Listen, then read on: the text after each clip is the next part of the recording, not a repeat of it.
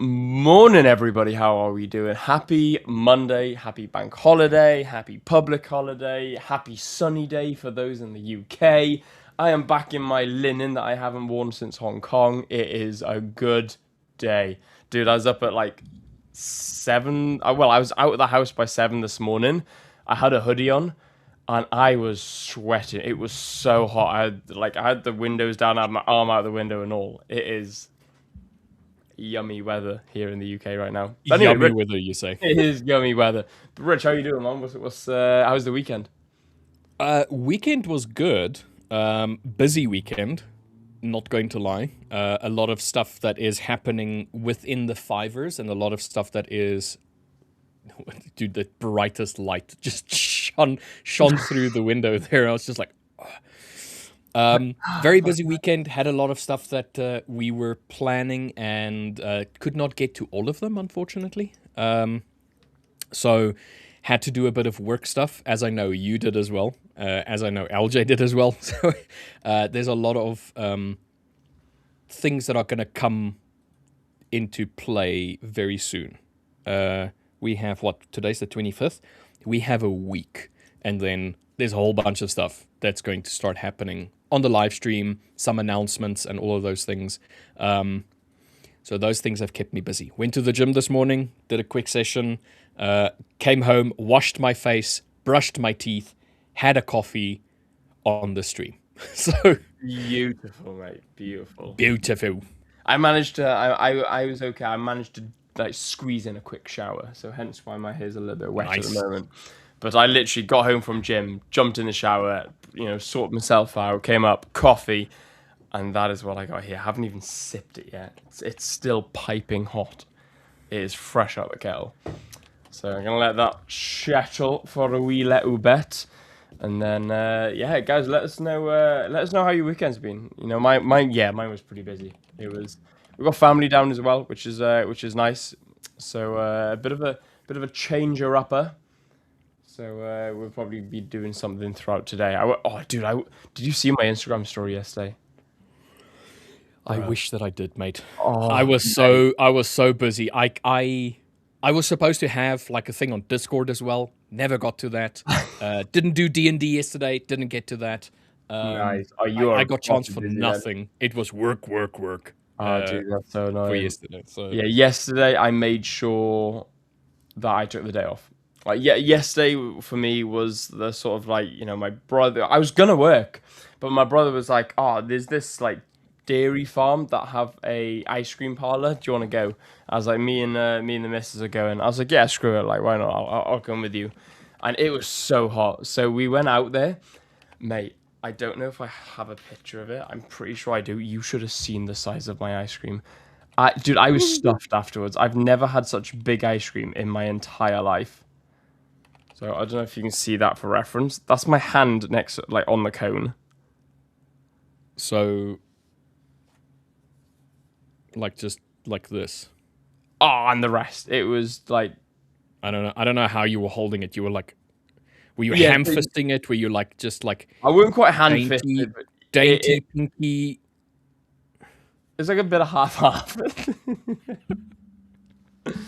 Dude, Now, it dude, was to be fair, if it's massive. like one of those really wide ones Yeah. that has like a bunch, oh, dude, It was yeah. monstrous. Crazy. I felt ill afterwards.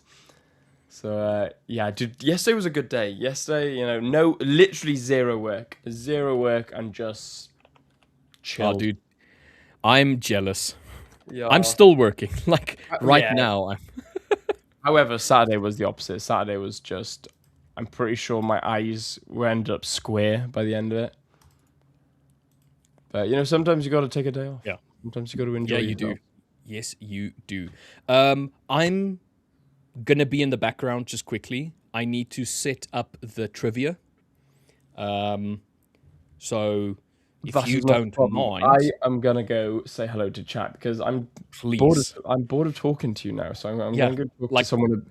Gonna go talk to someone a bit more interesting, like chat. I was about to say somebody that's got a little bit more back Um, and forth abilities. Yeah, someone who may actually converse with me over here. Yeah. So I just want to mention this. to everybody in chat, yes, we are doing trivia. Trivia is going to have a giveaway. It's not an account giveaway. It is a hub credit giveaway, meaning that you will get credits, and these credits you can use to go and purchase. So it's like a discount. It's a discount on accounts, okay? That will be today's. We will split up the trivia going forward to have accounts and hub credits giveaway every time we have trivia. We have trivia twice a month. And then, yeah, so just for everybody that is wondering, there is a giveaway happening, but it's not on our stream, but more on that a little bit later. So, over to you. Well, Jochen, thank you very much. Guys, as well, just seeing that there's over 100 of you and there's 130 of you watching right now and only 40 likes. So, guys, make sure you absolutely smash that like button. Make sure you subscribe to the channel if you are new here. And let's come say hello to you guys. So, yeah, make sure that you come say good morning to us. Boss, wash these dishes by yourself. Now I have success with the 5ers account. Dude, have you actually said that to your boss? If so, you absolute legend. You're the one. Can you imagine going in? Screw you, man. Wash these dishes yourself, bitch. I'm now a funded trader. I'm a funded trader. I'm the master. And then you end up going to bed, getting stitched down while you're in bed, fast asleep in your happy place, and she takes a brick to your head. So, don't do that. Don't do that. Oh, you're on Not about smart. the wife being the boss. I genuinely thought you meant like boss as in like I quit work. Well, we all know who wears the trousers in that relationship. I'm joking. The women always wear the trousers. Very true. It's always We're it's just always the women allowed who get to pretend that we do. MoHFX, stay connected. Indeed, stay connected, my friend. Vicky. Moving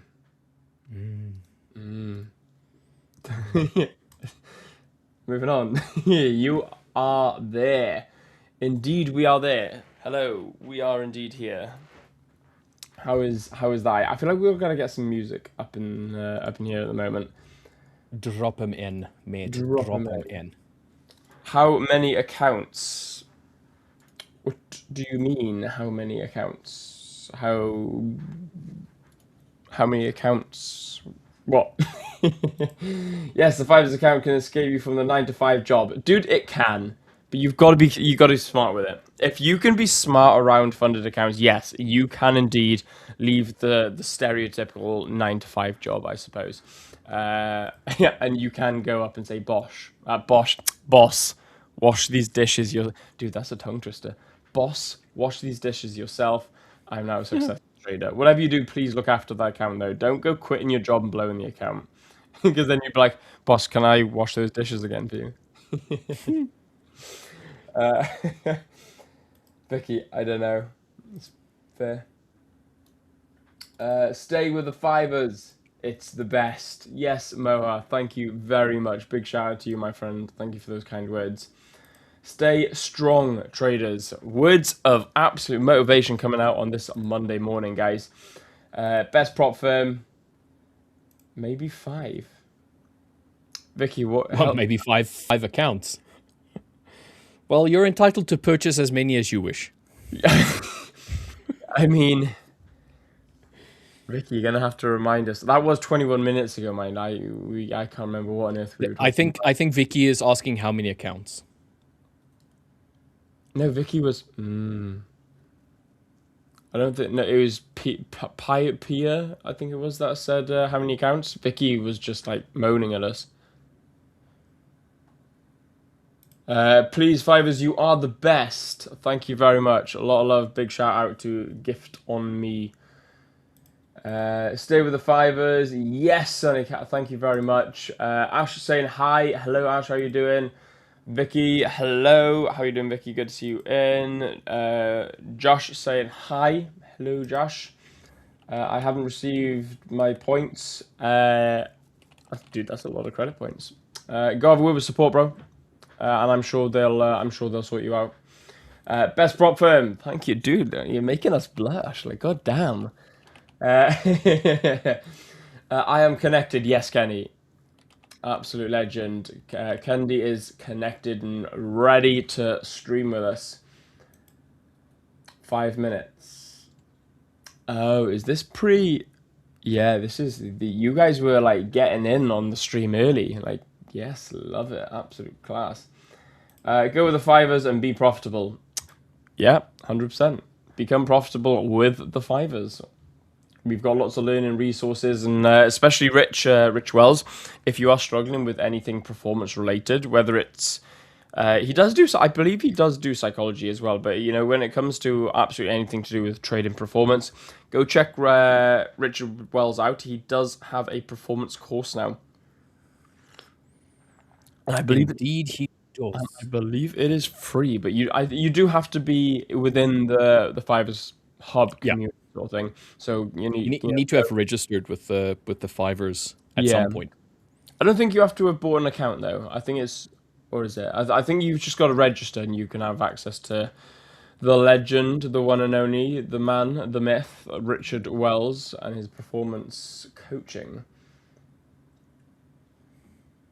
I've emailed you. I haven't received an email, and I did check them this morning. East and West, fives is best. Dude. Dude, all these comments, man, that's sick. It's so nice to have such positivity on a Monday morning, to be fair. You guys are absolute legends. Shout out to the Fivers team. Thank you very much, guys. Really appreciate that.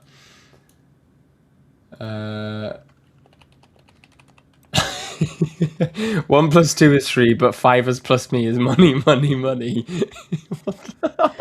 Dude, chat is on fire at the That moment. is on one today. Fair play. Dude, what?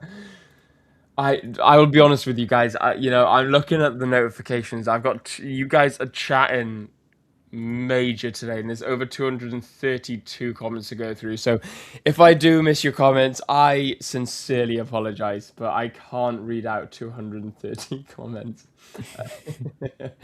So yeah, I'll try and catch up through and through. So big shout out to everyone. Hello, what is good? Good morning this morning. Good morning this morning, and a Good very morning this morning. good morning this morning, and a very happy morning this morning. No, happy Monday, guys. Good to see all of you coming out with such positivity. It is absolutely awesome. It is a bank holiday, so for me, there'll be very little to no trading today.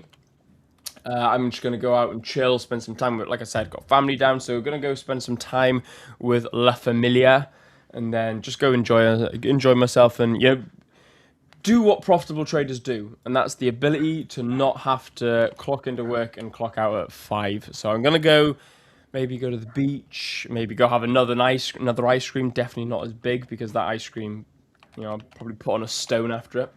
And then just go chill. Go catch some. Dude, I caught the sun really bad yesterday. I don't know if you can see my hair. Like I got this major white hairline, and then here is just red. I had to apply after sun yesterday night. Like last night, it was that bad. How do you get sunburn in Wales? Bro, it was 20 degrees at 8:30 this morning. Don't scoff like that. To us, that's dangerously hot. Okay, fair. We have Okay, not 30 gonna degrees. argue. We have 30 degrees forecasted over the next few days. Do you know Dude, what you was must on, be dying. bro? Do you know what was on the news? An interview with an old woman talking about in the care home how they were all having to eat lollipops to stay cold or to stay cool. And then there was a public announcement saying, all elderly, please be careful and make sure you're staying hydrated. Legit. I mean, fair.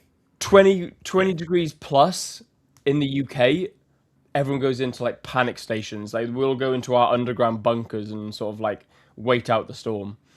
It's ridiculous. Like when I was in Hong Kong, it was literally 35 degrees, and you're like watching old women working in like full dead ass tracksuits and like jumpers. Yep, the minute the sun comes out in the UK, it's pub mode then panic mode. Pump mode, then panic. Yes, you get all the fat men out with their top off and a pint of beer in their hand. How can I participate in the giveaway? You should be able to go. In fact, where is the giveaway? That's we're gonna So divulge the giveaway a little bit later, aren't we? I'm not. no, so the giveaway is on. All right, so maybe we should do that now. Yeah, yeah, Just so that everybody. yeah. Okay, Okay. let's. So, in order to participate in the trivia, you just need to answer via the chat. So, there's going to be questions that pop up. You need to answer it as correctly as possible and as fast as you can. So, fastest, most correct answers will get the hub credits. But the giveaway is going to be on a channel called Trade Set Go, which is the partnership of the partner is a partner of the 5ers. It is now the brokerage that the 5ers is partnered with, and they have a let's say a release today, so a going live They're section on cutting the their ribbon YouTube. today. Yes. There's gonna be So someone there with the big scissors. yes, very much so. So you can get all of the details via that live stream, which we will redirect you to. The moment the stream is over, you will automatically be directed to the Trade Set Go YouTube channel and that YouTube giveaway as well. And then all of the detail will be in the description box below in that video. So in order to get there, you just need to subscribe for Trade Set Go and then follow the rest of the information via the description box. And then, yeah, then you can win actual cash into a Trade Set Go account that you can trade with as a broker. So yeah, so anybody who wants to participate in that will be this afternoon at 12 GMT. We will redirect you guys there the moment the stream is over. So yeah, for that one, like I said, for the trivia one, just stay here for the trivia, and you will have an opportunity to just answer via the chat, which is what I'm busy setting up right now. But I had a bunch of other stuff in the background as well that I needed to do as well. So it's just like, there's not enough time. Absolute stacking, mate. Absolute stacking. I should have woken up much earlier. Yeah. Love from India. So I don't know if it looks weird on stream.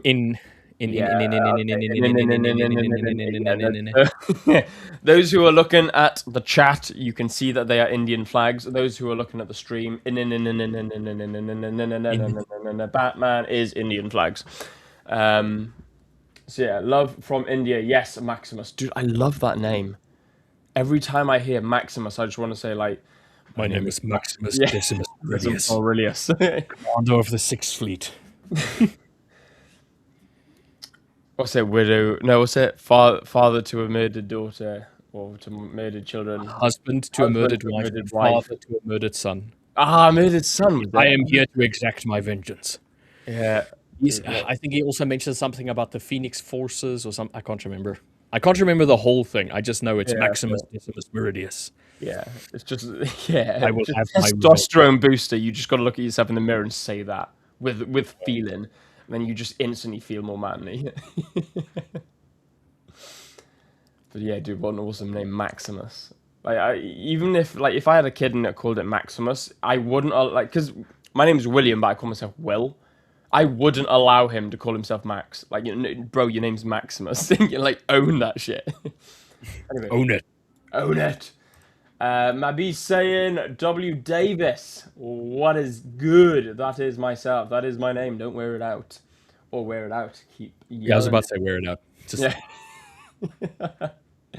Yeah, fair. Maximus again, love from India. Yes, Maximus. Azrael Trade, good morning, guys. I'm in exam hall. Bro, get off stream. Go do your exam. Come back to the stream after the exam and let us know how you got on, though.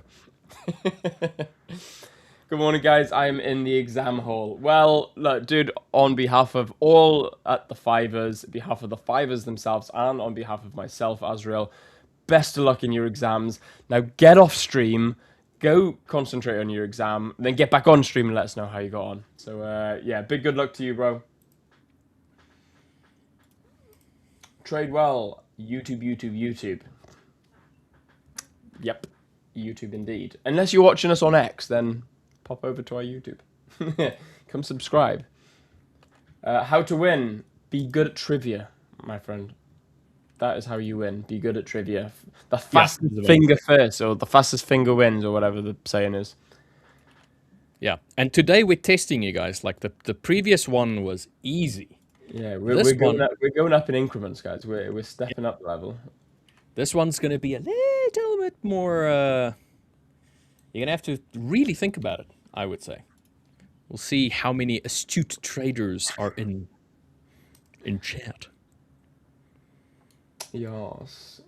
Grand Rising Gentleman, love from the US. Dude, what a way of saying hello. I love that. Grand Rising Gentleman, love from the US. Well, big love out to the US viewers. Tony Yeah, dude, Gold. we've actually had quite the Oh, let's not call it this, not insurgence, resurgence. Resurgence seems like there was one, it died down, and then we yeah, retried. yeah. The American traders, that's all I wanted to say, is has been joining us quite a bit. So yeah, In fluctuation. influx. There we go, influx. There we go. We got an adjective worthy. Yeah, dude, that's super cool. That we're getting a lot more US views at the moment as well. But isn't it like through? It depends where you are in the US, I suppose. But isn't it like 3, 4 a.m. in the US right now? Average of thereabouts. I'm sure it's like It's super early, early. I think. Right? Yeah, I'm sure that is. Okay, well, even with that, what flag is that? Love from, and then I'm just seeing a flag. It looks like a Swiss flag, but I can't see it properly. Where's this? Bring up the question. The And then it says love from NP, so that's a bit of a hint. NP, Nepal. I don't know. Don't know what the Nepalese flag. Northern Pakistan. I thought no, a Pakistan flag is green, is it not? Where is this? Like, where's the? 20 minutes ago. I'm sure Pakistan's a green flag. Yeah, Pakistan is a green flag. Yeah, I I'm thought so. trying to look for the flag. 20 minutes ago. Yeah, 20. Dinash Shresha. I'm so sorry if I've just absolutely butchered your name. I can't see the flag properly. Yeah, no, I can't either. I tried to even like click the microscope button, but it didn't work.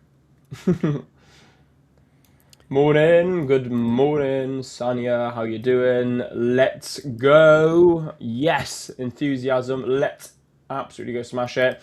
MK90. Good morning, Will and Rich. What is good, MK90? How you doing? Good morning. Good morrow to you, sir. Was Engine Talent here says greetings. Adiola saying weekend's great, man. Absolutely awesome. Good to hear that you had a great weekend. Time to get back into the swing of things as well. I made a video this morning. I haven't posted it yet, actually. I made it and then just got my arms started aching, just from the gym. And I just wanted to get home, so I thought, oh, screw it, I'll post it later. But guys, it was literally the case of, if as you go through the week, and as you go through the weekend, especially on bank holidays, guys, it's really important to remember it's just another day. And if you want to step closer to your goals, then you've potentially got to be putting in that work. Monday, yes, it's a bank holiday Monday. A lot of people are going to be hungover today. A lot of people are going to feel lazy today. I was solo gymming it today. I was on the gym was empty. Literally zero people in the gym today. It was really nice actually. No music, nothing. I was just squatting to the sound of my own thoughts. That was petrifying.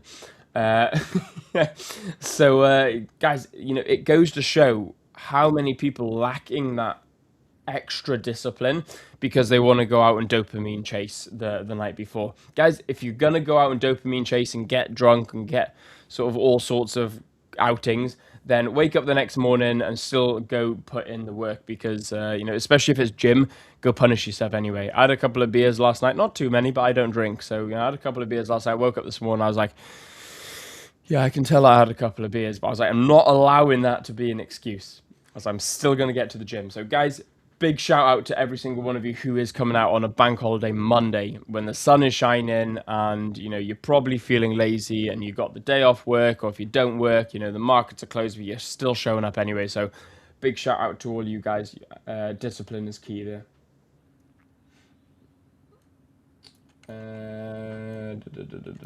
This weekend showed me and taught me the power of trading, how it can change your life. Tony Gold, that's awesome, man. Tell you what, give us a little bit more. Let us know how trading taught you, or how the weekend taught you that trading can change your life. Hopefully for the positive, bro. Hopefully it went well. Hello, sir. John, how you doing, bro? I'm so sorry for little wait.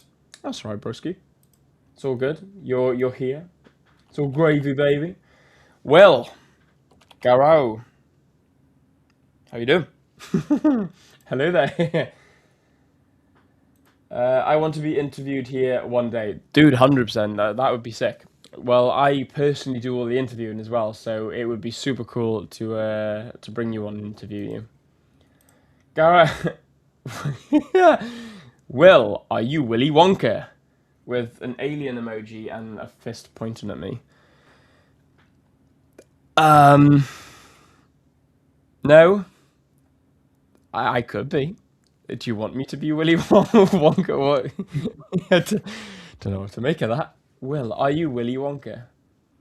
No, I'm not Johnny Depp. I do not own a chocolate factory. And I'm not that socially inept. I'm pretty sure Willy Wonka he's pretty socially inept, no? And I don't. Yeah, I he don't was a own- bit of a weirdo. Yeah, I am a bit of a weirdo, mine. So maybe I am John. What's his name? Willy Wonka. Although I don't own dwarfs, so no, maybe not then. I don't slave labor miniature people. I'm digging myself a hole. I'm going to move on. Where's the giveaway? Trivia is being created as we speak by this absolute legend here. But he is so stacked with work because he's slacking and he's lazy and he doesn't want to do work. Yep. Cannot deny. Cannot deny. Sir, I really like your firm. Dude, that's awesome. If only we owned it. Yeah. Your hand is so small, bruh. Dude, I got massive hands. What are you talking about? This dude just said, your hand is so small, bruh. I have never had someone say... I've never had someone say, well, your hand is so small. Where's a tennis ball? Let me grip a tennis ball for you, mate. Yeah, let me... Okay, you know...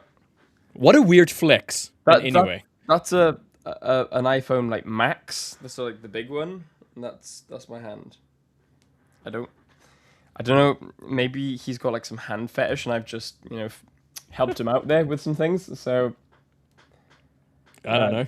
He's like taking photos or screenshots and he's going to start selling it. Posting it on my trap. Yeah, got you now all over Instagram. Guys, who wants pictures of Will Davis's hands? Likes 1 cc. Yeah. What? Garu, you're a strange dude. Richard's hand is big enough. Like Bigfoot. Bro, what? Object and camera might be smaller than it appears. Oh, Garu, you're a unique dude, aren't you? You seem like a really interesting type of guy. It's one way of telling someone that they're weird. You're an interesting person. No. You have some interesting critiques. You Ty Keith, good morning, Rich and Will. What is good, bro? How you doing, Ty Keith? Adiola saying, you look good, Will. Thank you very much. I really Yeah, I appreciate was about to say that. you look good, mate. You look good. Thanks, man. Thanks. You know, I'm now looking at my hands more than I should be. Trying to work out Every if time you look down, you're like, are they small? Are they small? I'm gonna be texting the missus out. Babe, my hand's small. Yeah, what a. Anyway, thank you, Adiola. I appreciate that. You look good, Will. Thank you. I feel good. I I was about to feel say, what fresh. a way to start a Monday. Just if you were down, let chat bring you up. Absolutely, absolutely. My biz saying W. Yes. West Side is the best. East Side is the best. Dude, have you seen Ali G? Dude, I love that movie. It's so funny. It's crap. It's such a bad movie, but it's so funny. It's Jan said, "I funny, am your but it's that subscriber." good. Yeah, no, exactly. It's like pathetically, funnily good. I'm your subscriber. Big shout out. Thank you so much, man. Absolute legend. Thank you for subscribing. Make sure, if you haven't already, you subscribe to the channel. Good morning. Good morning, bro. How you doing? Hello, sir. Hello there. Bruh, going to make his coffee. Dude, I've already made my coffee. Chill. Bro, relax. The coffee has been made. My biz, W. Davis. What is... Oh, wait, hang on a minute. What? Did I just move? What just happened to chat? Or are people just repeating themselves? I think chat is repeating themselves. Okay, that's good. Dude, I just had some proper Groundhog Day then. I was like, deja vu maxing. How many credits? That's a good question. Rich, talk. How many? What's going to be the prizes for the trivia? Do we know? So we're going to do 2 winners today. The number 1 and number 2 is going to get 20 and 10 hub credits each. So number 1 is 20 hub credits and number 2 is 10. Beautiful, beautiful. So there you go. Beautiful. 20 hub credits. I was a little That's- late. Yeah. Sorry, the idea is that we don't want to take away from the Trade Set Goes giveaway today. So this one's going to be a nice slightly smaller one so that Yeah. they can give you the bigger giveaway. Plus, we're working on a bunch of stuff in the background that is going to put all of these giveaways that we've done this whole year to shame. To shame. Oh yeah, dude. It's, to be fair. Yeah, we were on a meeting the other day, and sounds exciting. So yeah, definitely look out for that one, guys. I was a little late, but I'm believing that you will not disappoint me, Jan. We try not to, brother. I hope not. Let us let us know what you would like to see. I know we will bring up the charts today. The markets are just super slow. Maybe we'll jump down into some of the fundamentals. Have a look at the news for the week ahead. But there is going to be some slow trading today with pretty much an entire European bank holiday, public holiday. So, world economics. Hello there. How are you doing? We've got Brian. Hello, Brian. Hello, Brian. What is good? I was a clapping emoji. I thought it was a waving. I'll wave at you anyway. Hello. Haven't received my 2,000 credit points. Yes, no, I know you did mention, brother. Avec, the best thing I can say, bro, is that you go speak to support. Unfortunately, we can't look into that for you, but we can definitely, let you know. Go speak to support, and they'll try and sort you out. Outstanding ice cream. Thank you. It was outstanding, to be fair. I had Oreo, sea salted caramel, and mint choc chip. All of those. Oh, it was magnifique. Hello, guys. Hello, sir. What is good? Hello, the 5ers team. Hello, big shout out to all of you. How is the day going? Dude, my day's been absolutely fantastic so far. Hoping that it's going to continue that way. Live from Kenya. Big shout out to Kenya. What is good from the UK to Kenya, or South Africa to Kenya? Hello. Good morning, guys. That is enthusiasm right there. What about the launch? Let's go. Yes, exactly. In a few hours We'll be time, you talking will about that be one soon. you will be sent more information by this guy right here, because that's what he's working on in the back end now, is making sure that everything's smooth, ready for you guys. Hello. No English, sir. Well, I am internally sorry, or eternally sorry, because that's pretty much all I can speak. I was about to say we're very limited in We're our. very limited on that realm of capabilities. I do apologize. If you want, I can speak a tiny, tiny bit of Welsh, a even smaller amount of Cantonese, and probably the same amount of Spanish and French as Cantonese. So you'll have the odd word of some international languages, but that's all you're getting. The rest will be in English. Yeah. We did add the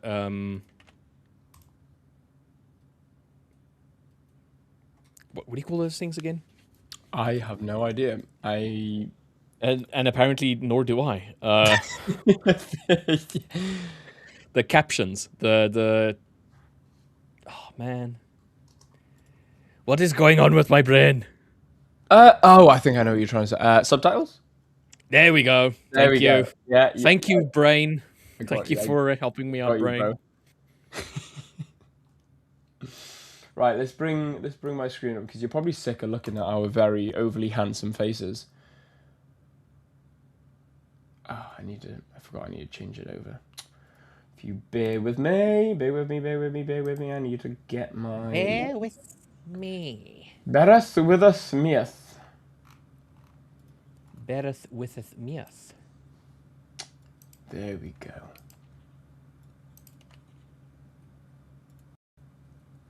Le Bosch. There you are. You can now see my screen. As you can see, bank holiday. It's a Swiss, European, pound, and dollar bank holiday actually as well. Wow, I Yep, didn't realize and it was an dollar. American bank holiday. Yeah, it's gonna be a very freaking quiet day for trading, Yeah, in my opinion. dude, literally. Wait, 642 chats. Guys, I'm just gonna have to like really scroll down and start like picking random people out. You know. Namaste from India. Namaste, bro. Discipline, better than luck. Ready to prove myself with a new funded account. Absolutely amazing. Look, dude, discipline isn't necessarily better than luck. I believe discipline creates luck. You know.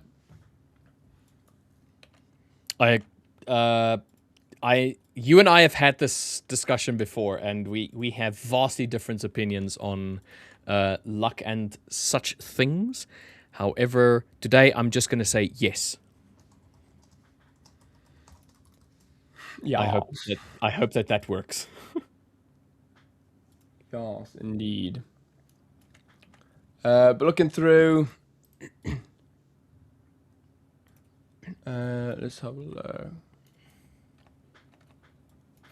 Dude, even tomorrow, we got zero. You know, it's a difficult one, I think. Tomorrow's not bad. I mean, because today is going to be so subdued, I think tomorrow is going to have today's moves added to it. So I think tomorrow is going to be fine. yeah, it's a lot of yellow folder news. Let me just go back up in the background.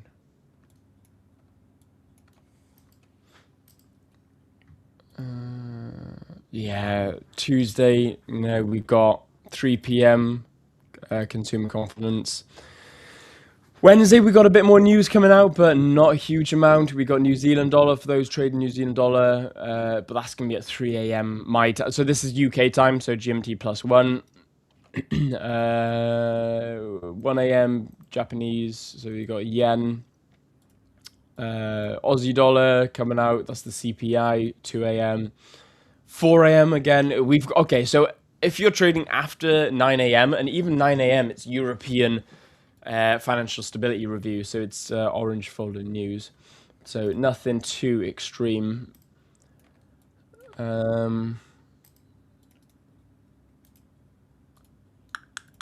Thursday. Okay, Thursday's going to be a little bit more. We got the PCE price index, that's red folder at 130. Prelim GDP for the dollar at 130. Swissy at 12, so midday. Unemployment claims. So there we go. So we got unemployment claims on Thursday. It's still orange folder news. It's potentially not going to do a huge amount. New home sales at 3 p.m. 4 p.m. we've got Canadian dollar. Okay, so Thursday may do something. Wednesday we may get a bit of sort of Asia volatility. May get a little bit of follow through coming into London, but then I think markets will start flattening out, especially as it gets ready for Thursday. Friday, again, not much on Friday. German prelim CPI. We've got Gov Bailey speaking at 9:20. What a random time to announce news. Why not 9:30? Why 9:20? Well, obviously that's when he's speaking, Will. Wait. Let me just rephrase what you just said now. Why 9:20? Yeah, and then you followed that up by saying what? Well, Such a random time. Yeah, such a random time. Let me teach you something, mate. Any time is a specific time. Yeah, okay, fair. Yeah, no, fair. But you get your time sort of. Maybe it's like the OCD in me. I don't know. We think in half hours. Yeah, like hours and half hours. Half and quarters. I can do half and quarters, so I don't mind a quarter past. But this is like a third. We're doing a third of an hour. That's weird. Yeah, it is weird. 20 minutes. It is weird, isn't it? It feels weird and it feels random. Why? Yeah. Yeah. Yeah, so other than that, guys, this week, it's the last week of the month as well. So that tends to have a natural sort of form of volatility coming through, last week of the month. But it's not exactly first or last week of the quarter, so it's not going to have a huge amount of natural volatility with institutions, I don't think. But it is the last week of the month, so there could be a little bit of natural volatility come through, but we'll see. As far as fundamentals are concerned, really not that fussed, to be fair. Not only that, but I think because we're right in the middle of, we're just on the other side of right in the middle of one of the quarters, because we're in the second quarter of the year, the financial year, and the second quarter comes to an end in June, and we're heading towards June now. So maybe a little bit of flat price action, and then start picking up closer to the end of next month. So yeah, we'll just have to see how it goes. See if we get any volatility, anything weird. Thing is, when times like this and you're sort of umming and ahhing on volatility and you're umming and ahhing on whether we're gonna get that price action, it can be a little slow, and it can be very difficult to trade because you may get that sort of price action come in where it's oh, what's just happened here? And then we've got to remember as well, Trump could be tweeting, Trump could be coming out at any point in time and deciding to choose violence. So yeah, we have got to be careful. So I just had a pile of stuff pop up in the background as well, so I had to deal with that real quick. So multitasking at its finest there. Trying to catch up with chat. Again, just good morning to each and every single one of you. 162 of you out right now as well, which is insane, by the way. So big shout out to you guys. Can we try and smash out? Let's get 160. Henry. yeah. 160 likes. Yeah, 160 likes, guys. Let's come on. Let's absolutely smash it.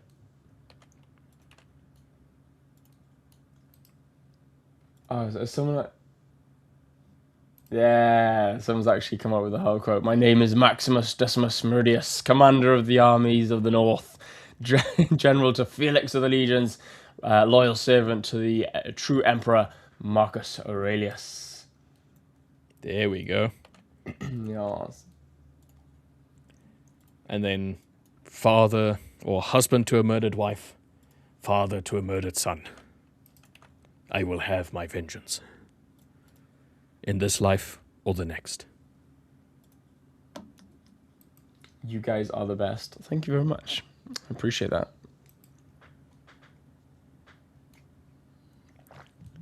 Okay, there we go. I have all of the questions ready to go. Yeah? Very, very, very almost. Okay. Because I'm seeing there's 700 comments to catch up on. Guys, I don't think I can do this. I have somehow, out of 700 comments, been able to find CC's comment as well. I was just scrolling through. Hello, William. Excuse me. What do you mean, hello, William? Hello, William.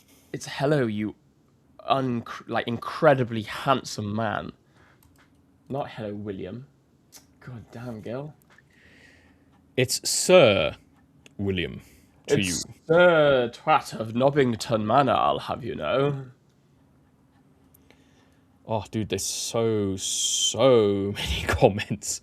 I know, dude, I know. This unbelievable amount of comments. Excuse me. All right. Let's do this. We will do the trivia when LJ arrives, which should be in the next 10 minutes? 15 minutes or so. 10 to 15 minutes. Yes. Oh, it was Nepal. Ah, cool. Okay. Oh, I thought it was Nepal, but I didn't know what the Nepal flag looked like. I just saw NP and I thought, is that Nepal? Okay, there you go. There's your answer. Right, mate, you're going to have to take over quick, so I just got to sort something out real quick. All right, let me bring up my entire screen for you, and then let's swap to it. Let's see. There we go. All right. Let's actually have a look at what is going on in the market right now. If there is anything specifically that we can look at, potentially to trade, even though it is a bank holiday today. Dude, did we start some music or what? Yeah, should we get some music? It feels a bit flat in the back, doesn't it?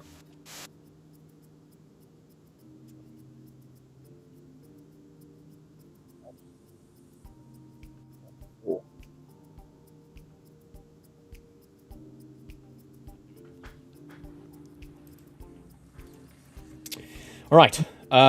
Yes, let's have a little gander at the market. Okay, so with rollover, let me just remove this so that we can see clearly.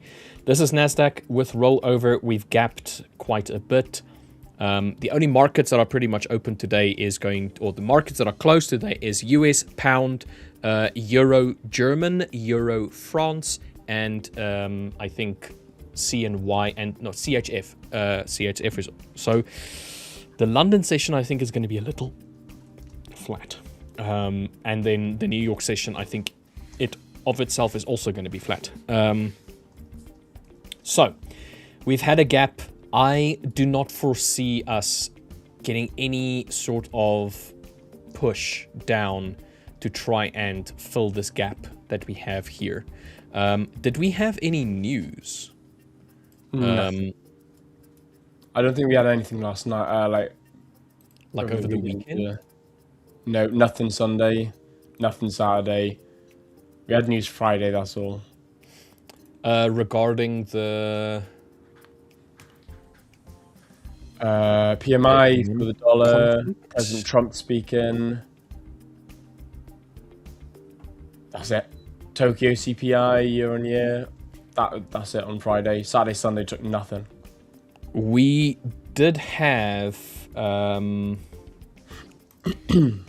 this morning at 9:18. If I bring it up here, you'll see we did have Iran's foreign ministry spokesperson, we've reached a framework, but nobody can say that an agreement between the US and Iran is imminent. So the potential MOU has no specific details about the management of the Strait of Hormuz. So with that, we should have seen some sort of movement, which we did. Wait, what time was that? 9:18 my time. So somewhere on this candle here is when we had that that news, and we did really nothing with it, to be dead honest. So this is the DXY dollar index.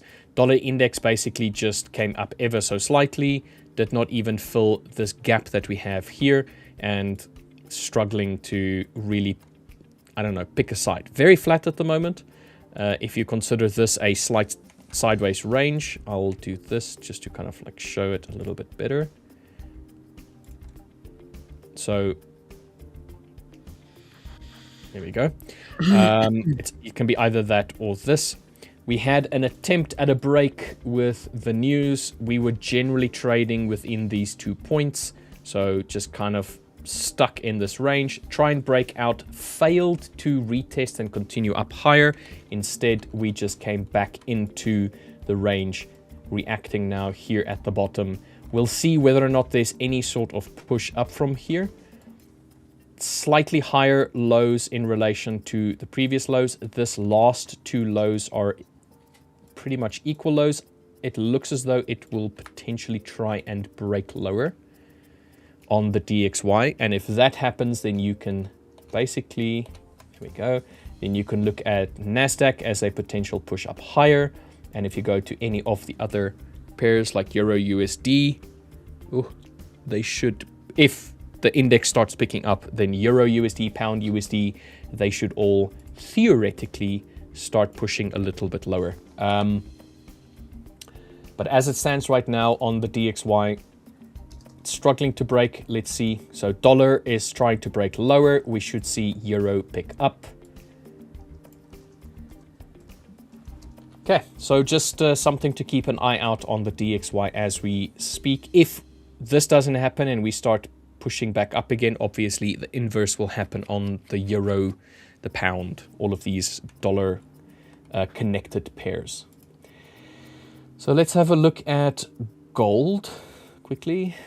Gold also, same idea. We gapped quite a bit from where we ended last week Friday. Let's go to the weekly first, just so that we can see how close. Okay, so we did not quite sweep. Wait, let's do this. Let's add an array to it. There we go. Array at the top, an array at the bottom for the weekly highs of last week. So Tuesday's high still stands as the high to be tested. Still need to come and test up here. We've already gapped higher with a potential of we've taken Friday night's highs, or Friday's highs, obviously with the gap. Thursday's highs we've taken as well already. So the only question now is whether or not we're going to take these highs that we had on Tuesday last week. We did try to take the lows of Thursday with Friday's price action. So both Thursday and Friday's lows are also still in contention potentially. But what I think needs to happen before anything is we need to sweep these highs of last week, so last week's highs, and then see what we're going to do with that. If we're going to break and start pushing higher, then obviously there is some price action above that we can come and test. Particularly over here, there's some reaction that we can come to there. So if we do break higher, that is a potential area of interest that we can come and test. However, if we do not sweep, break, and continue with going higher, we just wick into it, take last week's highs, we may potentially come back down to either take Friday's lows, Thursday's lows, or potentially the week lows. I don't expect either one of those things to happen right now. I think it's gonna take a while. Let's just be honest. Today's price action, the fact that we have the amount of bank holidays that we do have, if we're going to have volatility, it's probably going to be short-lived. I don't think that we're going to get this kind of move today. So if you just consider from where we are right now to get to last week's highs, we need to go up $33 on gold, which is not unheard of. Like, we can do that definitely. But it's more the question of us going all the way up here, which is about $180, give or take a few dollars. I doubt that will come into play. We do have another small area of interest over here. Something like this, potentially. This one, however, is a lot closer.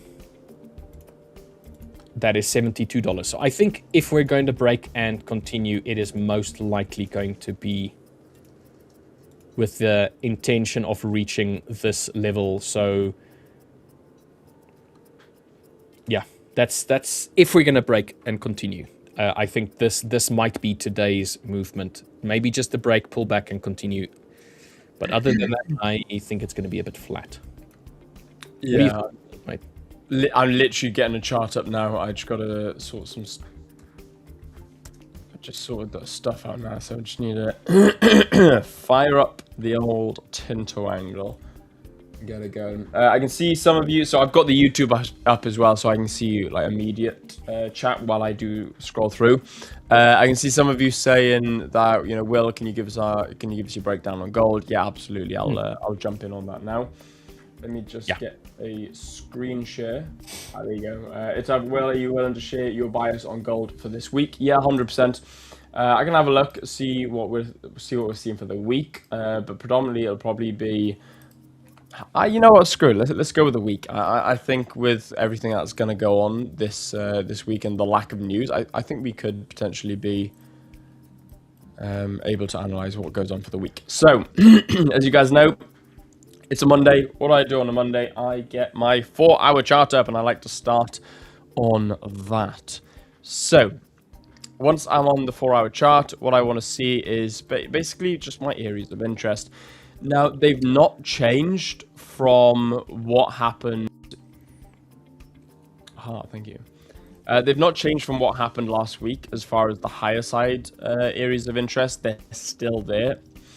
We've also got areas down to the low side. We've got areas down here. And what I mean by the low side, I'm literally just calling this area the high.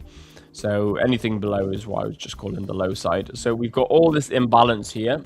Now, on the 4-hour, we can see that, you know, these are nice bearish candles. That could change as we go down the time zones, or the time frames, should we say. So area of interest here. We've also got area of interest down here. We've got highs up here, which I will plot a little bit better in a second. Current high now that we opened on the week, on the new week. So once we drop down the time frames, all this area here will be able to get cleared up a little bit nicer. So honestly, what am I looking at immediately on the 4-hour? This zone up here, this high. I want to see what this could look like on the lower. And I'm also interested in this price just down here.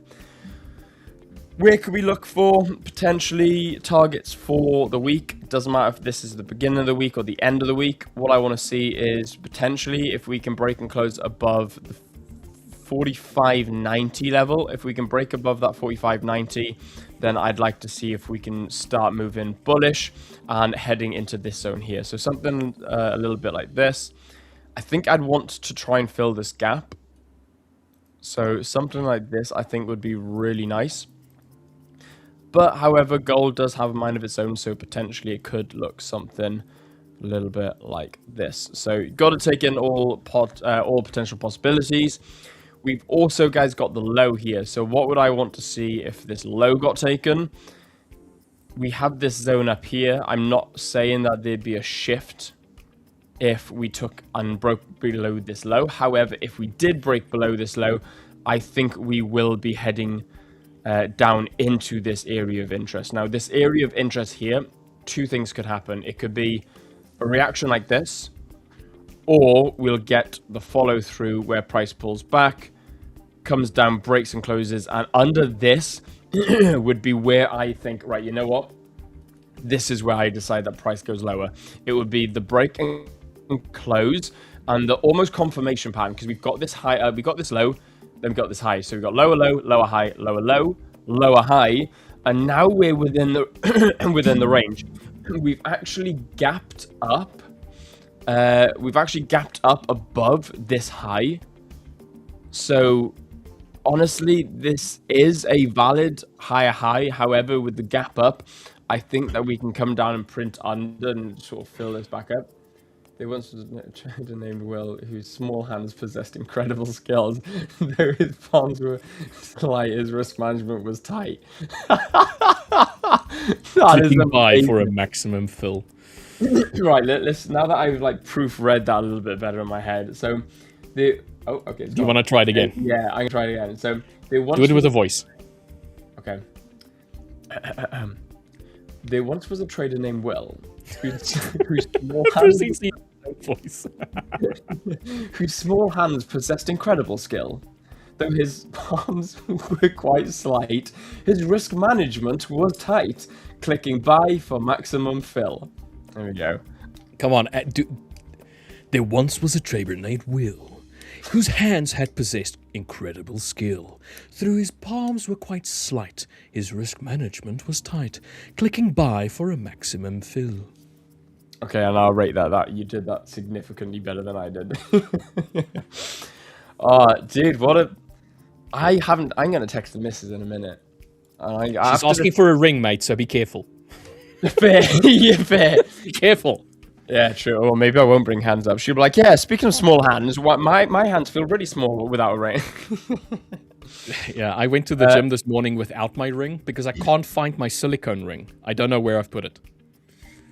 So I have a silver ring and a silicone one for the gym, and then the silver one for the rest of the time. All the girls like hanging off you. You were like, you were like flat benching. Just I was like, about to say, as I'm like bench pressing side. all of the.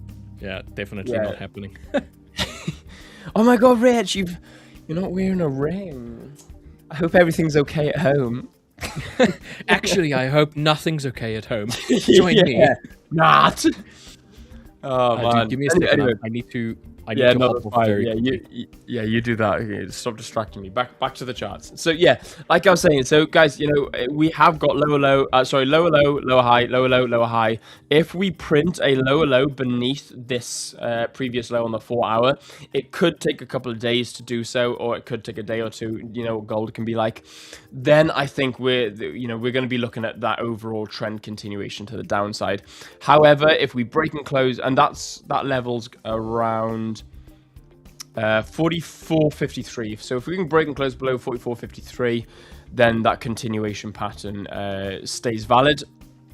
If we can break and close above the 45.90, I know that's at 45.89, but if we can go above 45.90, then I think that's going to be that shift in structure on the 4 hour to look at creating that that extra move up. And potentially trying to either fill some form of imbalance in here, try and rebalance the market, or if we can, what would be nicer is if we can come up to around 46.73. You're done making noises, mate. Rawr. Dinosaur. There you go. So as we move down onto the 1 hour, so the 1 hour and the 15 minute are going to be very quick, very easy for me. It's literally just marking out areas of interest. Now that I've got some form of area on what I want to be looking at on the 4 hour, it is literally just looking for that price action to play out. Already marked up this area of interest. We can tighten it and we can divide it if we want. So with an area of interest on the higher time frame, usually you don't get that internal view that you get on the 15 minute, the 5 minute, the 1 hour even sometimes. So what you're able to do is you're able to just refine that consolidation ever so slightly. And by refining the consolidation, you're able to actually look at sort of intraday points instead of swing points. So now that we've got that refinement on the 1 hour, not seeing anything going on here. Maybe we'll see something nicer on the 5. Can't see anything happening on the 15. It looks like some potential 5-minute consolidation kicking in around here somewhere. Lovely wickage to the upside, showing some weakness as we've taken these prior highs as well. So we didn't close above, meaning that we did on the 4 hour, but on the 1 hourly we haven't closed above. We got a nice three wick rejection before starting to push a bit lower. On to the 15-minute, we've actually started to consolidate on the 15-minute, not just the 5. So this is almost guaranteeing consolidation now as they go down to the 5-minute. Again, area of interest here. It's not the nicest, although we've got a beautiful break and close below. Pull back. Those weekend holders who are selling are probably heartbroken because this sets up for a really, really nice sell. If you look as well, we had, in fact, you could probably get a 2R on the low hanging fruit. Yeah, you can. That's a beautiful trade. You can have a look at this as well, because you can go onto the 4 hour, onto the 1 hour, and onto the 15-minute, knowing that price is clearly bearish, knowing that this is a lower low that has been put in from a consolidation and that sort of almost continuation pattern, and then we've got a pullback into this consolidation before continuing on down. So you'd be heartbroken with the gap up on the market open last night, and that's why I don't trade weekend holds. It's such a brave game. As we move down to the 5-minute, what would I like to see on the 5?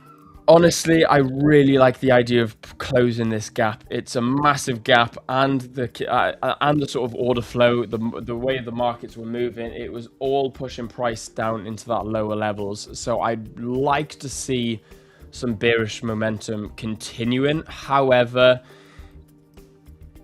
if we really move in and zoom in slightly, we've got this trading range, this consolidation. As you can see here, so we got consolidation, got low, lower high, higher low, equal high, equal low. It's just, it's pure consolidation. It's difficult to trade this price action. So I'd need to see either a break and close below here. And we wouldn't need to get the pullback, and then you've got 2 entry points here.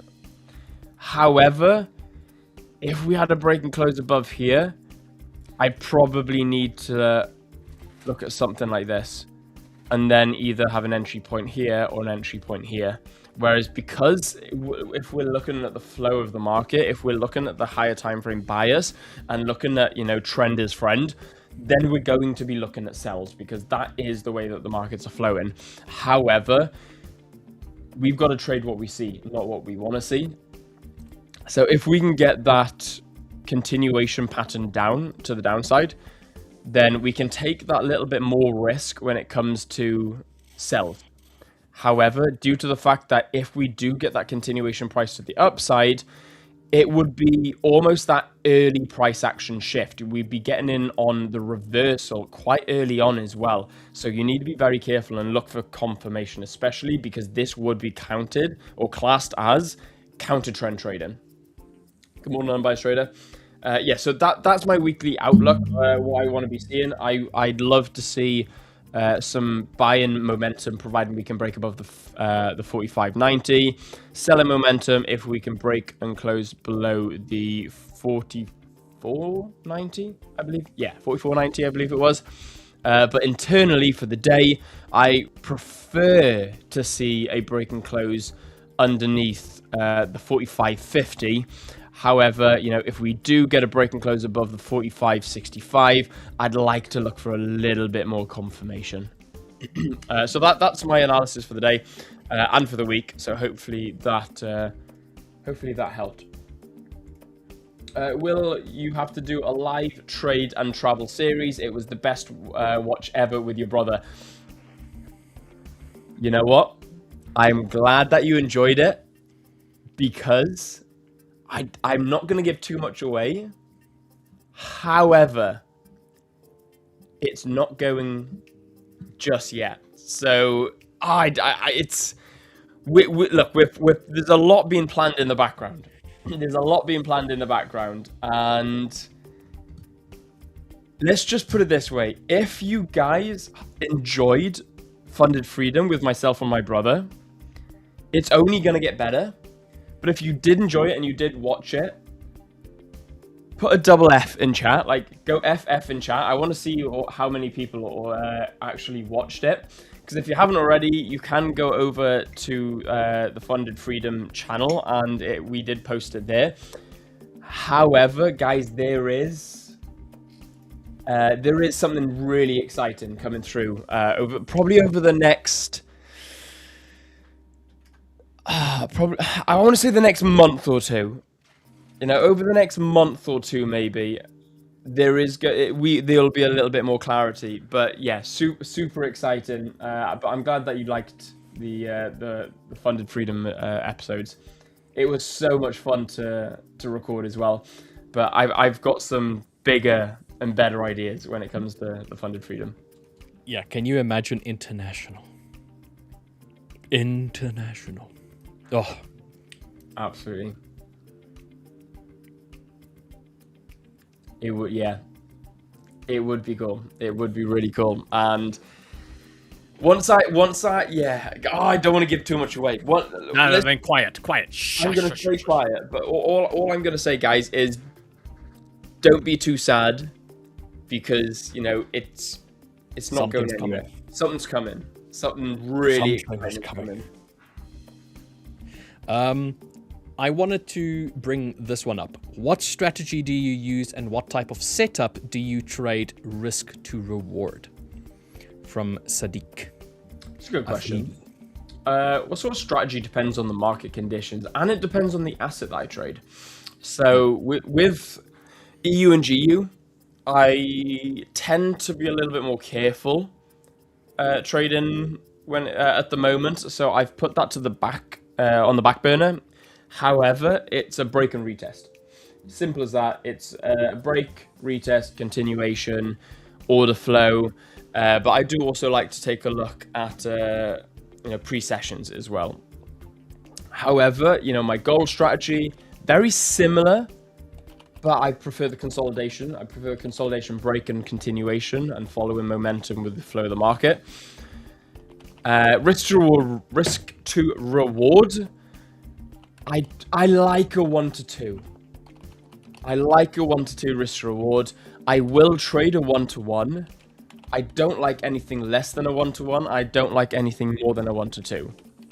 Because that's where my strategy tends to be a little bit more sort of ambiguous. A little bit more ambiguity.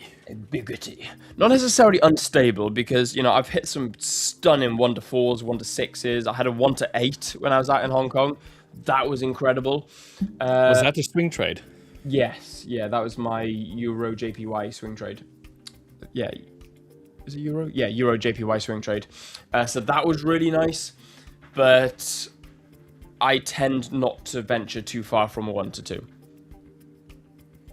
Nice. Sadiq, I am a little bit different from Will in my trading approach. I am generally either trend following or a reversal trader. So I would reverse intraday price action. So I would wait for a small intraday direction to be formed. So a bullish or bearish direction.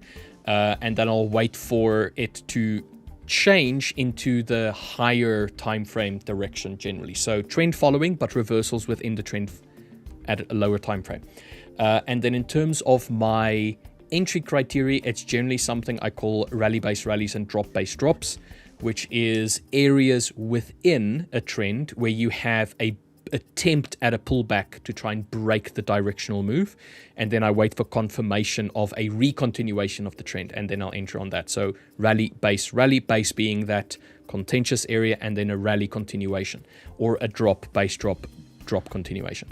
And in terms of risk management or risk to reward, let's put it like that, it's It's a little bit different. I only trade NASDAQ, and in NASDAQ, I'll bring up my screen, then I'll show you. This is a play account that Will and I have. If I brought up the history, you'll see. Where's all history?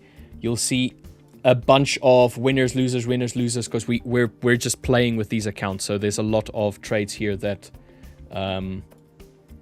is not really according to how we normally would trade, but this is generally how I trade. My risk to reward is across or split across 4 trade entries at a single point. So if I were to take a trade, it would be, let's say in this case, 1% of risk, but the 1% would be divided into 4 equally sized entries. So 0.25% each of them, as an example. And then I have 4 TP points, and each TP point is a 1-to-1 ratio plus a multiplier. So in this case, TP1 is a 1-to-1, 0.25% plus, or it's just 0.25%. TP2 is 2x that, so it's a 0.5%. TP3 is 3x the 0.25%, which is 0.75, and then TP4 is 1% take profit. Totaling, if all 4 of the take profits have been hit, totaling 2.5% for a risk of 1. So a 1 to 2.5 generally, if all of them are hit. So it differs from the way that Will does his. He likes general 1-to-2s, 1-to-1s, sometimes even negative risk to reward. I've seen some of his trades, but generally I'm more like this. So, and then obviously you have LJ who's in the background, and LJ has a wide array of different variants that he adds. Speaking the devil. Man. Yes. How we doing? Handsome devil, isn't he? Handsome. Good morning. Happy Monday. Good New morning. week. Happy new week indeed. Last week of the month. It is. Indeed. It is indeed. Very quiet day today, though. Incredibly quiet. Extremely boring. Yeah. I haven't really looked at the market at all today. Obviously, I saw the gap this morning, and we've just been quiet. So I just ignored it and then went and did some other stuff. So. Will is hopping out very quickly. He just realized that he has a trader's interview. So he forgot to check his calendar, and he's like, oh, crap. Well, thank goodness we have LJ and myself to keep you all company for the rest of the stream. Indeed. Until he gets back, obviously. Yes. Then we can go take lunch. Yes. I've been having a look at the market, mate. It is uninspiring. It is very quiet. Very quiet. Yeah. Yeah, I mean, we spoke about this on Friday in the Discord call. We're talking about, potential deal happening over the weekend, or, getting very, very, very close to it being done. And this actually seeming more legitimate this time rather than past instances where we've had, back and forth and it's all just chatter and then it all falls apart, right? We seem to actually have legs this time. And it looks like, yes, we have had some good progress over the weekend. So we're talking about dollar yen potentially coming off, and the major sort of gapping higher into the Monday, which we have seen. And that's about all. Obviously, bank holiday today in a lot of places. So I think typically, if this was a typical trading day, I should say, we probably would have got a bit more of a retracement as we do with these gaps, and then obviously bounced off that, But we don't have that, of course, because there's not enough activity, not enough volume going through at the moment. Very light kind of day. So I'm also wondering if I'm even going to trade today, to be honest. I'm not trading at all. If I'm going to trade, it's going to be a play trade. I'm not going to risk anything because there's no trend for me to enter on intraday, at least. So, yes. I mean, you can see here, this is on the hourly. If you just look at this candle that we had here, that was a sudden news event. This candle here was a news event. And with that news event, we did nothing. We wicked down, we came back up on the hourly, and we are flat. This is very flat if you compare it to this price action that we had over there. So, nah. Indeed, I think it'll be sizing up trades for tomorrow and the rest of the week. Because like we've gone nowhere other than that little spike down that you did highlight just before. Like there's literally been nothing. So my only general inclination would be selling some of these tops in some kind of idea of closing that gap into tomorrow or potentially through Asia tomorrow.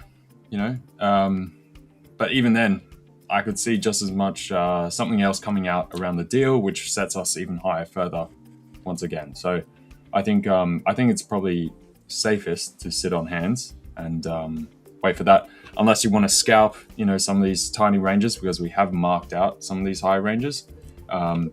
That's possible, but you're not going to capture big pip movements. So if you're trading more intraday swing, that kind of thing, not the best day today.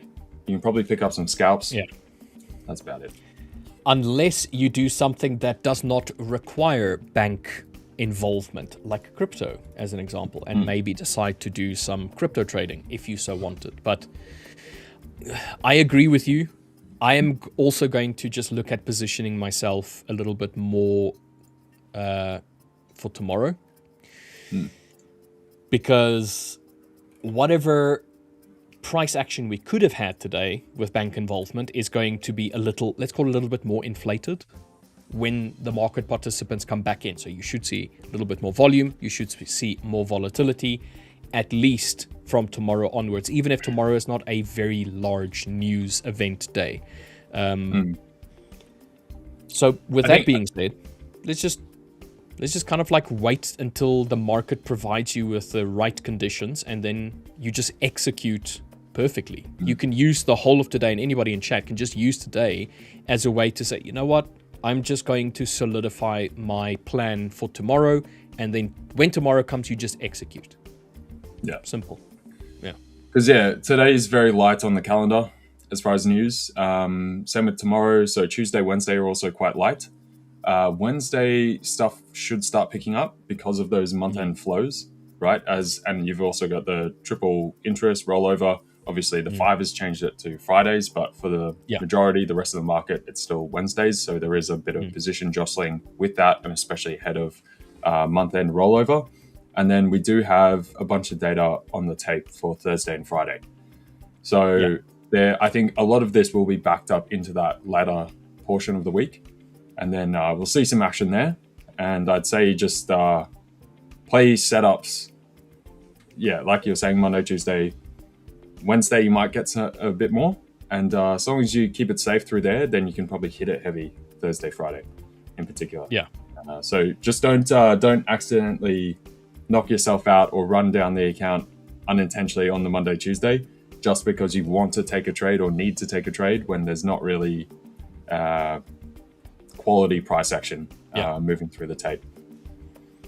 Yeah, I 100% agree with that.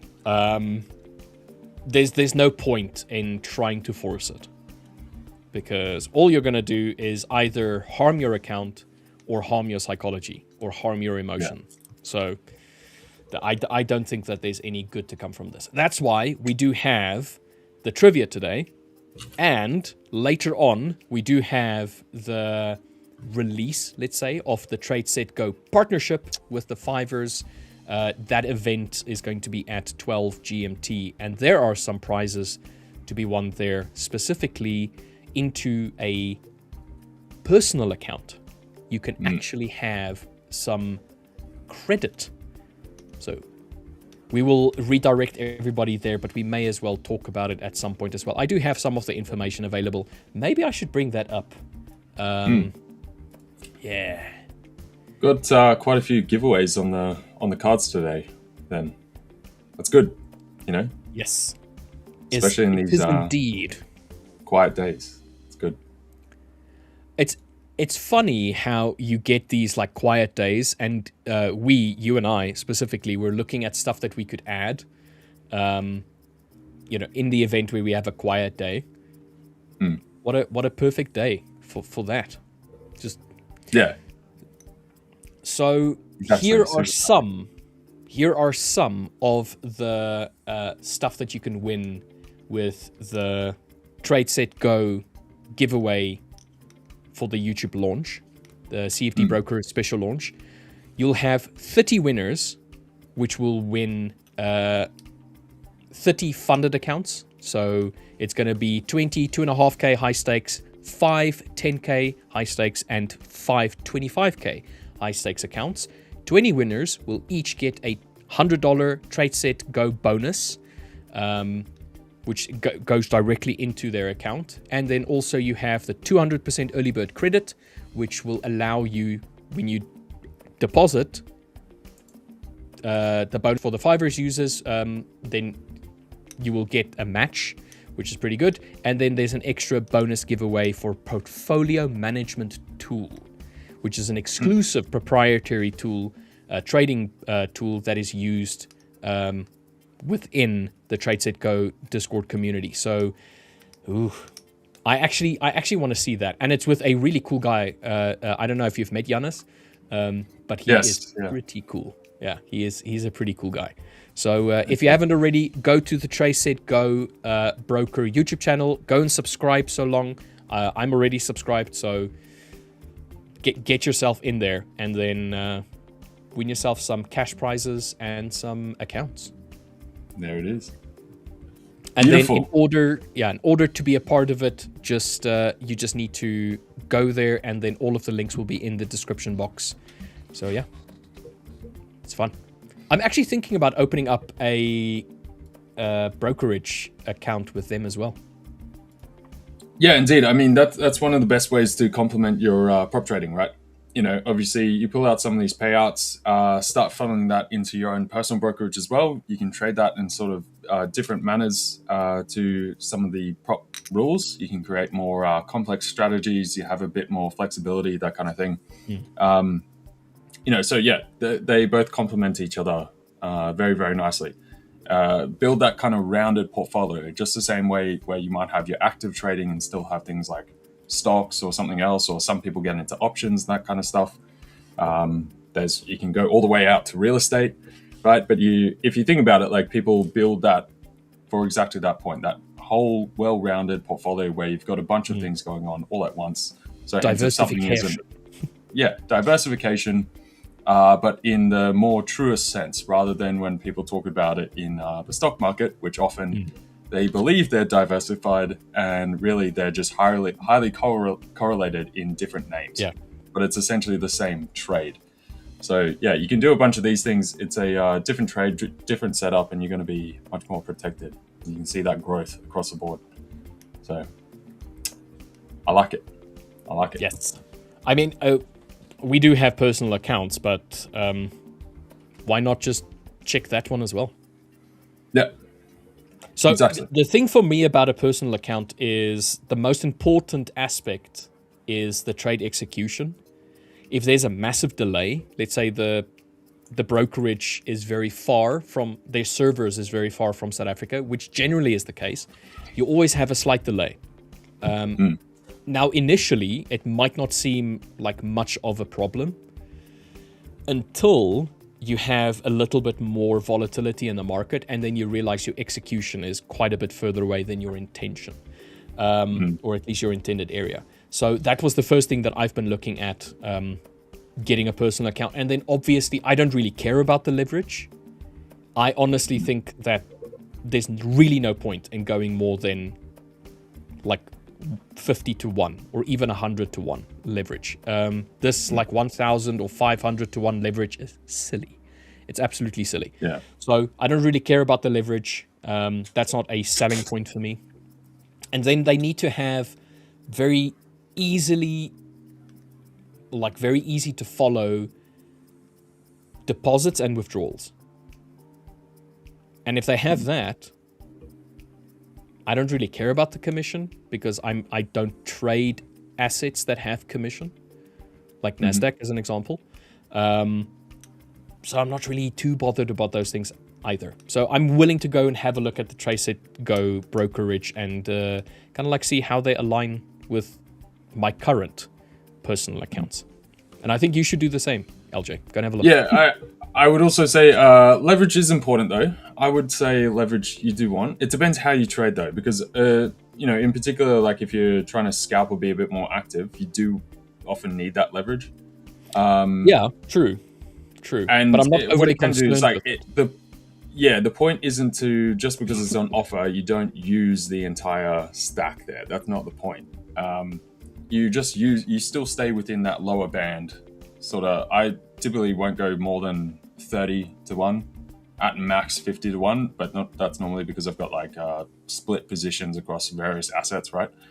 But having access to 1 to 400, 1 to 500, something like that, it will just overall reduce your total margin requirements. So you can have a bit more flux, especially if you're trading a combination of some swing trades, some intraday stuff across various assets, different time frames. It will just give you that margin fluctuation room to sort of hold and build those more complex sort of approaches, right? Yeah. So that's where it can be a double-edged sword as well. Yeah. It can be a double-edged sword because overused. People get sucked in and they want to max it out because they go like, oh, if I can just put that whole thing right now, I could double my account in like 1 or 2 trades or quadruple it in 1 trade, in a couple of days or something, which maybe you can do that once, twice, a couple of times, but then you're going to blow it up, right? Yeah. Same principle as when people say, fine line. they're going to go play blackjack. You take 2,000, you go 2, 4, 8, 16, 32, 64, 128, so on and so forth, and you get to a mil in like 10 hands. Sounds easy. Doesn't quite play out until you realize that you have to have 100% win rate for every one of those, which is difficult in of itself. And then on top of that, you don't even consider this is something that a lot of people don't consider. The more capital you have to trade, the higher the lot size that you need to trade. And then are you going to get filled? Like you've spoken about this so many times before, like you trading a small account, even up to 100K, you're not really moving the market. But like when you start into the millions, where you're going like proper, and then on top of that, you're leveraging it even more. Let's say you have $1 million account, as an example. You've reached $1 million. That means that without leverage, you can trade 10 lots. And that would be your full margin. We're not even talking about a 60% margin or 70%. We're talking about the full equity in your account is 10 lots. Take into account margin, take into account margin restrictions, maybe 6, maybe 5, that kind of like level, like 5 lots. Now add leverage to that, 1 to 100. You can go up to 600 lots just with that example alone. Yeah. Are you going to get filled with 600 lots right there and then? Probably not, mate. Probably not. I think most brokers would just reject order that large unless you've got close relationships. You've got some kind of corporate structure in a family office or something like that, where you've got specific dedicated people you talk to.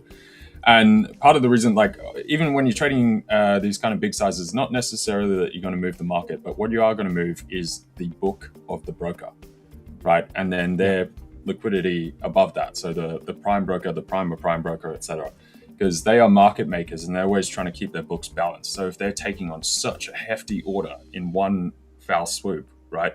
They got to try and decide if they can get enough people on the other side of the trade to carry that, to level it out, because that's their business. It's to stay market neutral. So that's why they won't allow you to go in such a big chunk. And even a lot of these big funds, when they're trading that massive, hence also they're trying to protect and hide some of these large orders. They'll put them in through iceberg trades all throughout the day, or potentially multiple days, or depending, sometimes even weeks. And that's partly for that reason. Market makers have to stay net neutral. So at some point, liquidity just becomes pointless. Not liquidity, leverage becomes pointless. Like you have such a large account, but you can't actively use up the leverage that's available to you. So I would say get used to lower leverage.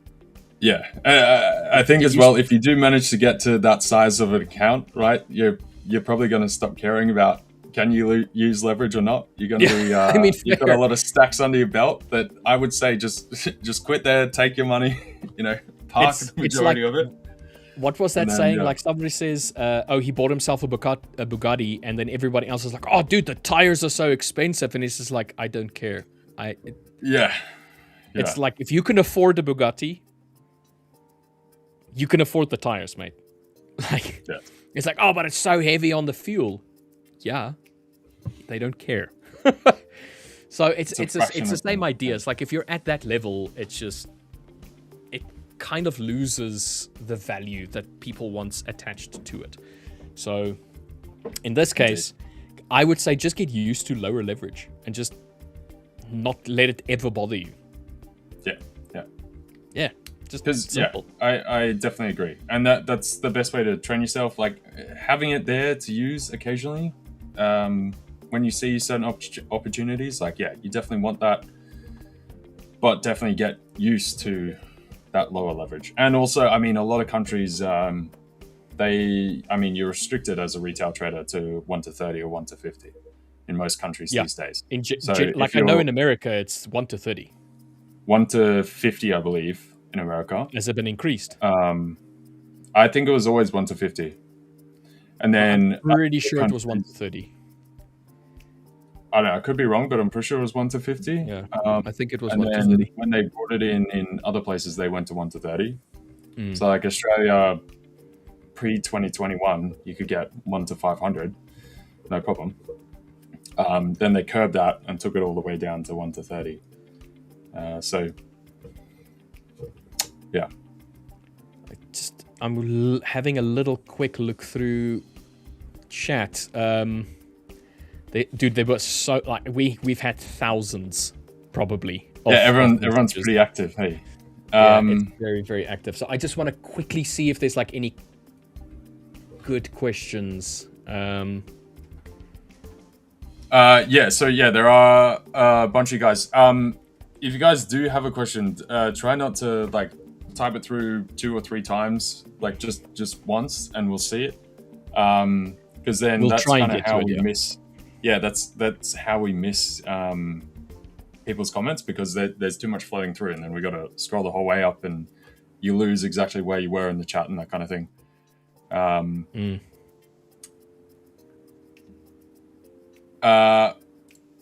This is also, actually like Kimi is asking. Is this change your name again? It feels like it Akron. did. You so did. Yeah. What about jacket giveaway? Hint, the one LJ have. Yeah, the 5ers one. It is pretty legit. I do like the one. Mine is in the cupboard, and then I also have the.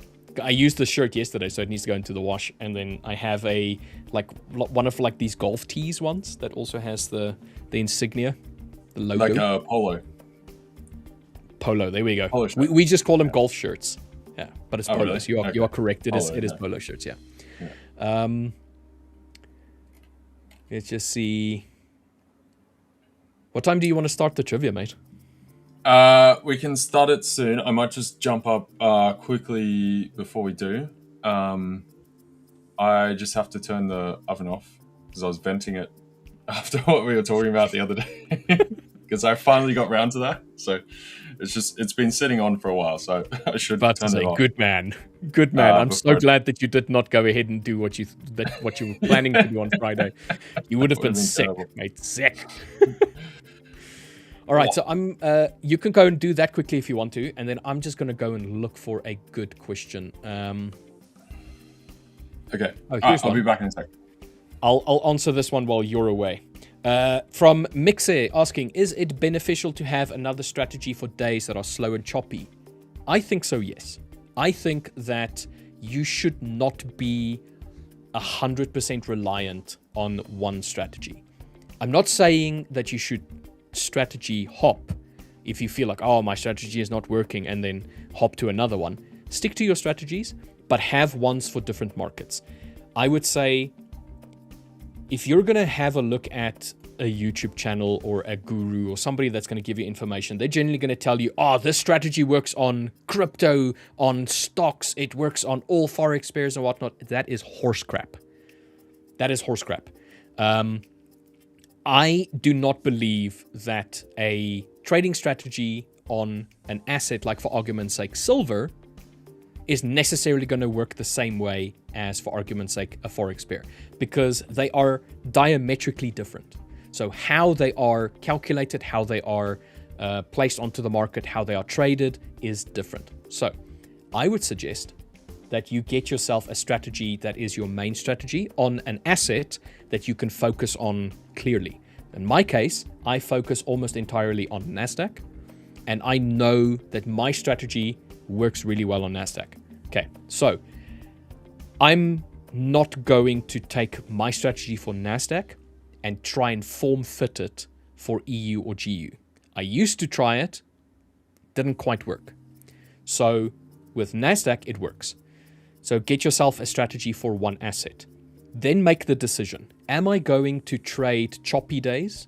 First and foremost, let's put it like this. Understand in which markets your strategy works best. Ranging markets, trending markets. Simple. Then decide whether or not you can find an asset that aligns with that criteria. For more choppy markets, you can look for maybe an asset that is not traded as much, maybe a minor, maybe EUR GBP as an example, that may not be traded as readily, for argument's sake, as EU or GU would. And then see how it form fits to that asset. So the strategy and the asset, let that align. Now,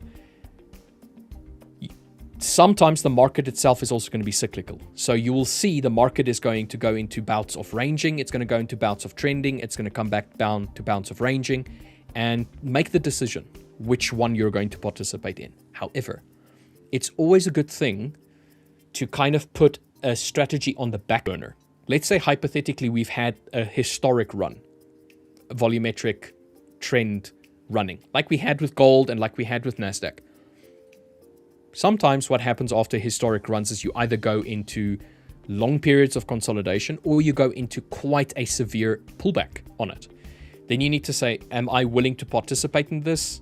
If not, it can be months before that strategy or that asset aligns with your strategy again. So get yourself a secondary or maybe a tertiary strategy that you can implement during eras in the market where it's not entirely following your, let's say, strategy number one's movements. I have two, and I have a swing one. So technically three. So I have two intraday and one swing strategy. Swing strategy doesn't really change. I only ever use it in trending markets. And then I have a trending intraday strategy, which I use on NASDAQ. And then I have a slightly more consolidative, slightly more range-bound strategy, which I don't use as often on, for argument's sake, EU and GU. So that's what I would suggest you do. And jump between them as the market aligns with what it is that you're looking for. Yep, we're definitely built different. Yeah, I'm a bit special, guys. Sorry. It's my fault. Take that as you will. I got a Buddy saying, oh, dude, bring up the ball again. We have the exact same ball that I went to go. Yeah. The exact That's one. so funny. It must be a generic Probably. Yeah. How do you control emotions after back-to-back losses? That's a good one, I think.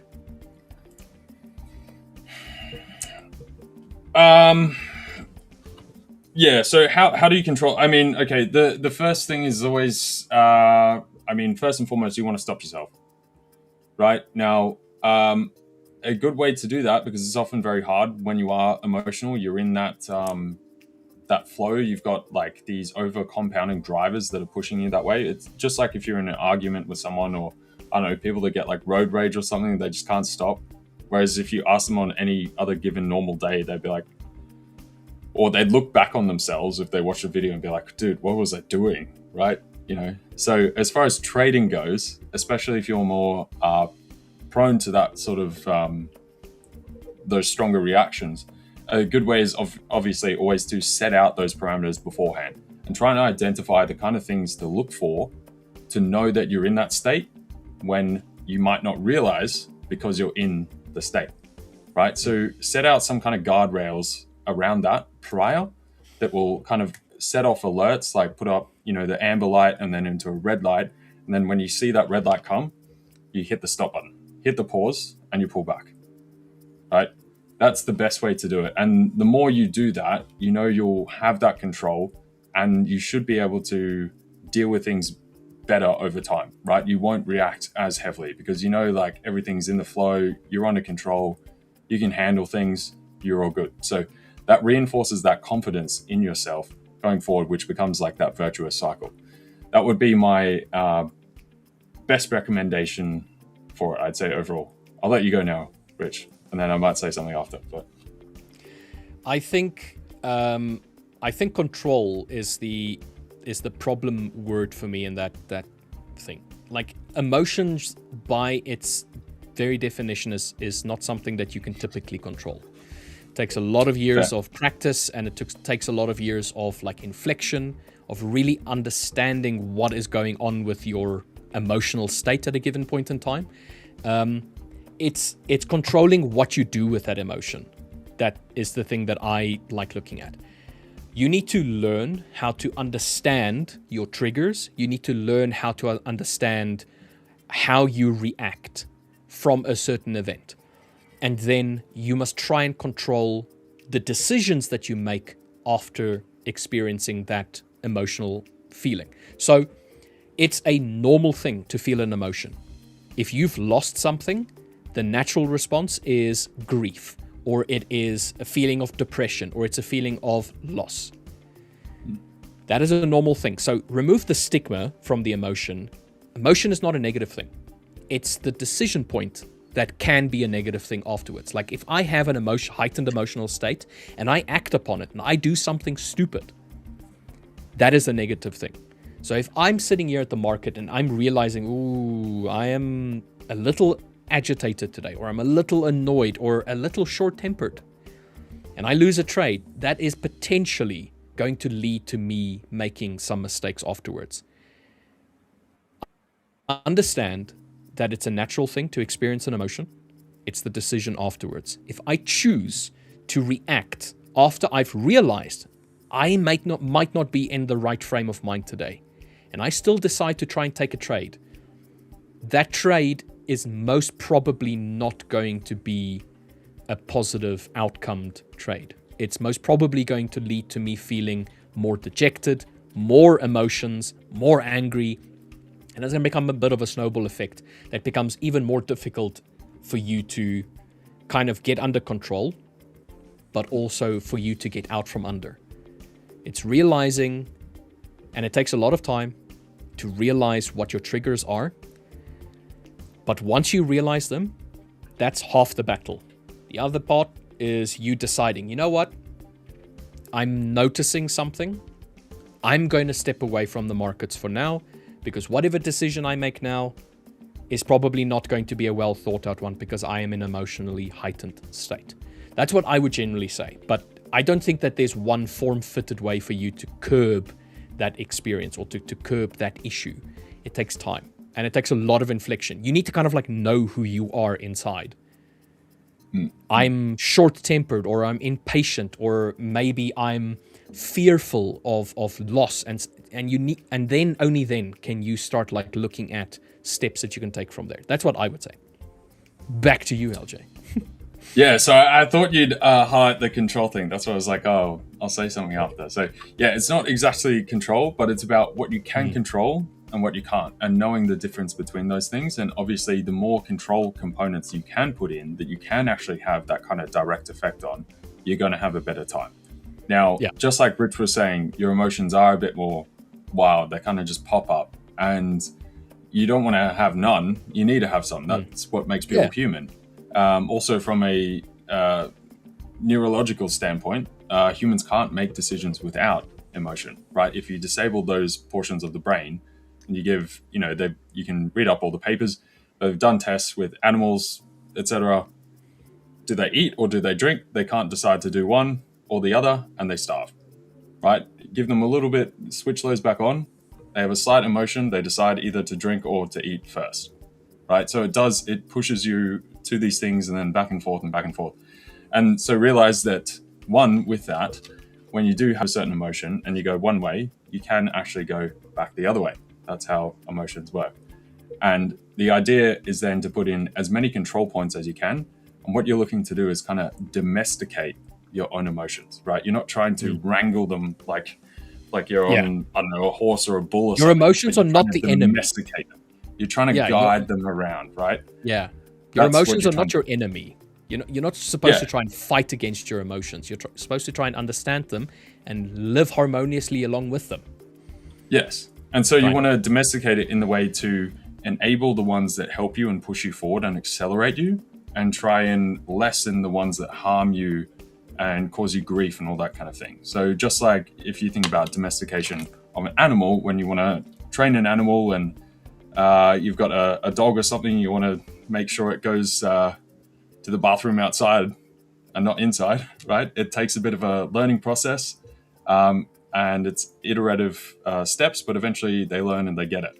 But it doesn't just happen right away. But you got to keep putting those guidelines and set up those areas, and often promote that with rewards, for instance, like treats and that kind of thing. And then same with kids.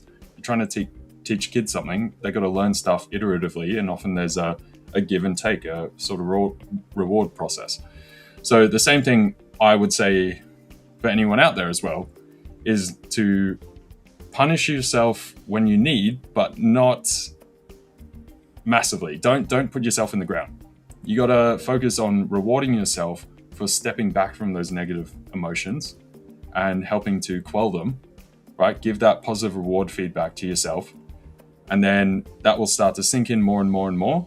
And also positive sort of reward feedback for when you are keeping everything in line and doing stuff well. That can be like treating yourself, going out, just having basic meal, like some good kind of meal at a restaurant, something like that, because you had a good week, a good couple of days, or even because you were having a terrible week, but it could have been much worse, but you stopped it from being terrible to just being a little bad. It was a bit lame, but you stopped it from being cataclysmic. Reward yourself for that as well, right? Because that is also on that positive track. So the more you do that, you'll start to sync up with it, and you'll have a better time in general. Just as a human, you'll feel better. You'll be more optimistic, more hopeful, all that kind of thing. It becomes that self-reinforcing cycle. And then over time, across the board, all of that will lighten. It's the power of 3. Once is an accident, twice is a choice, 3 times is a habit. So it's the idea that shit's gonna happen sometimes, and your week is gonna suck, and it's pretty much very little that you can do about it. But if you allow it, it will take over. So you need to kind of stop. You need to kind of stop the thought process there. Yeah, it sounds very easy when I say it. It is one of the most difficult things to do, is understanding your own emotions and how to deal with them on a day-to-day basis. But it's where the work comes in. And that's where trading also plays a massive part in that as well, is that understand that what you do today in trading, the decisions that you make today, is going to impact you. It can be a good impact or it can be a negative impact. And even the good impact ones isn't a impact that's going to last necessarily, unless you put in the effort, unless you put in the time. Come back to the market every single day with the same vigor and willingness to learn and willingness to participate as a neutral entity. You can move your way forward a lot faster if you participate with an open mind. But if you're going to try and force things, you'll close yourself off emotionally, mentally, physically to the market. And like we said, emotions is not a negative thing. and you shouldn't be fighting your emotions. You should learn to work along with them. If you're in an emotional state, channel them. If you're in an emotional state, step back. Don't participate in the market. You're going to regret it afterwards. You're going to say, oh, I shouldn't have.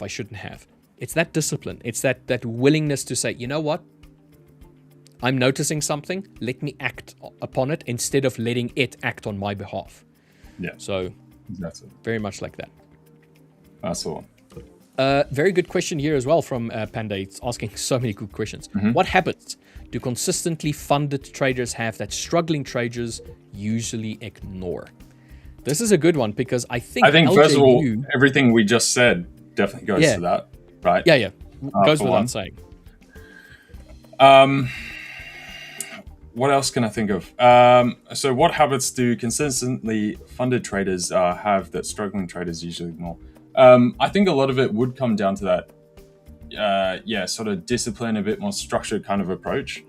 But at the same time, allowing yourself to wander and explore.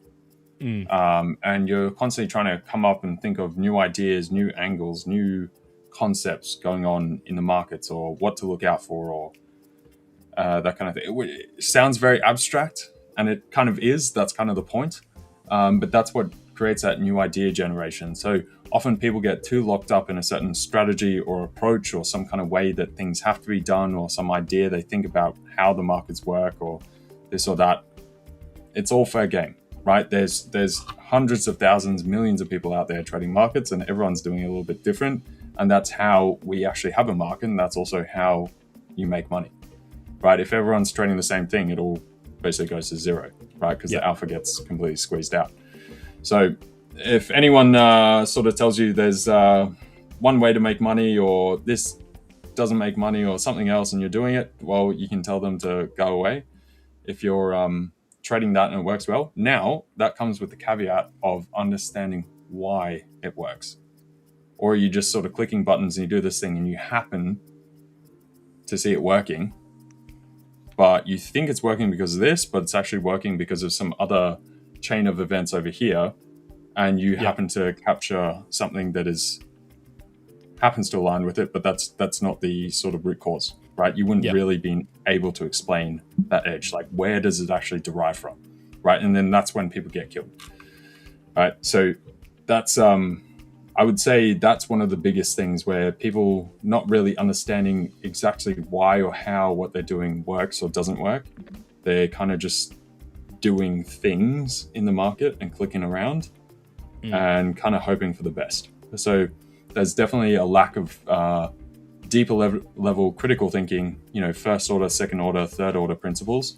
That's what I would say most traders lack, right? If you have that, you'll be able to either define that your one approach and you just nail that every single day, and that can last for 5-10 years for some people if you clip onto something that just works and runs and other people haven't figured out. That, or if however you're trading the market does start to slow down or stop or produce different returns, most people can't figure out why, right? But if you're thinking through that way, you're going to be able to highlight exactly why, and you can pivot from there and move along. I'll say this, two things. One thing is profitable traders in general don't overvalue the value of a account. So they don't put the account on a pedestal. They let not trying the to account taste work. money either. That's Exactly. That's a good one. Yeah. Yeah, they're not trying to become a multimillionaire in one day.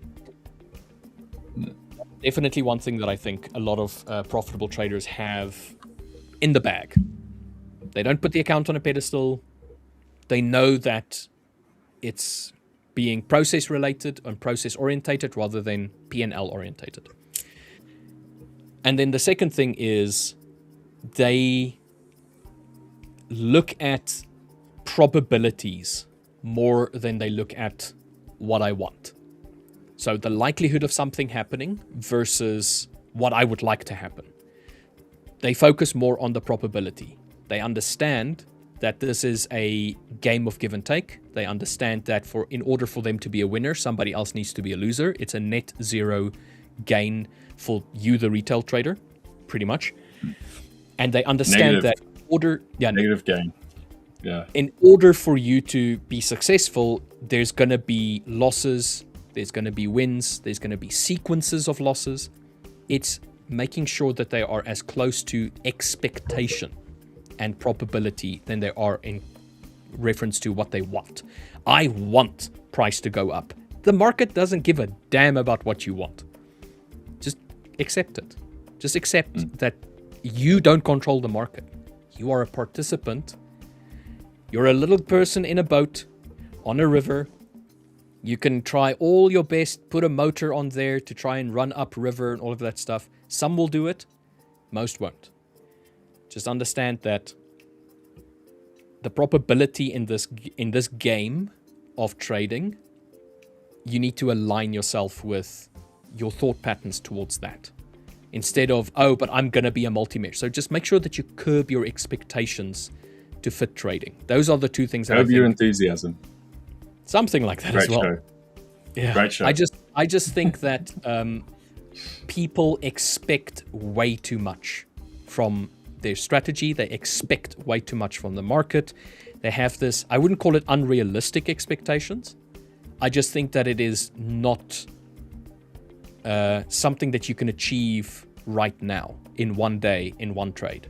It can take you years to achieve what it is that you want, your expectation of being a multimillionaire and whatnot. Just make sure that you stick to expectation.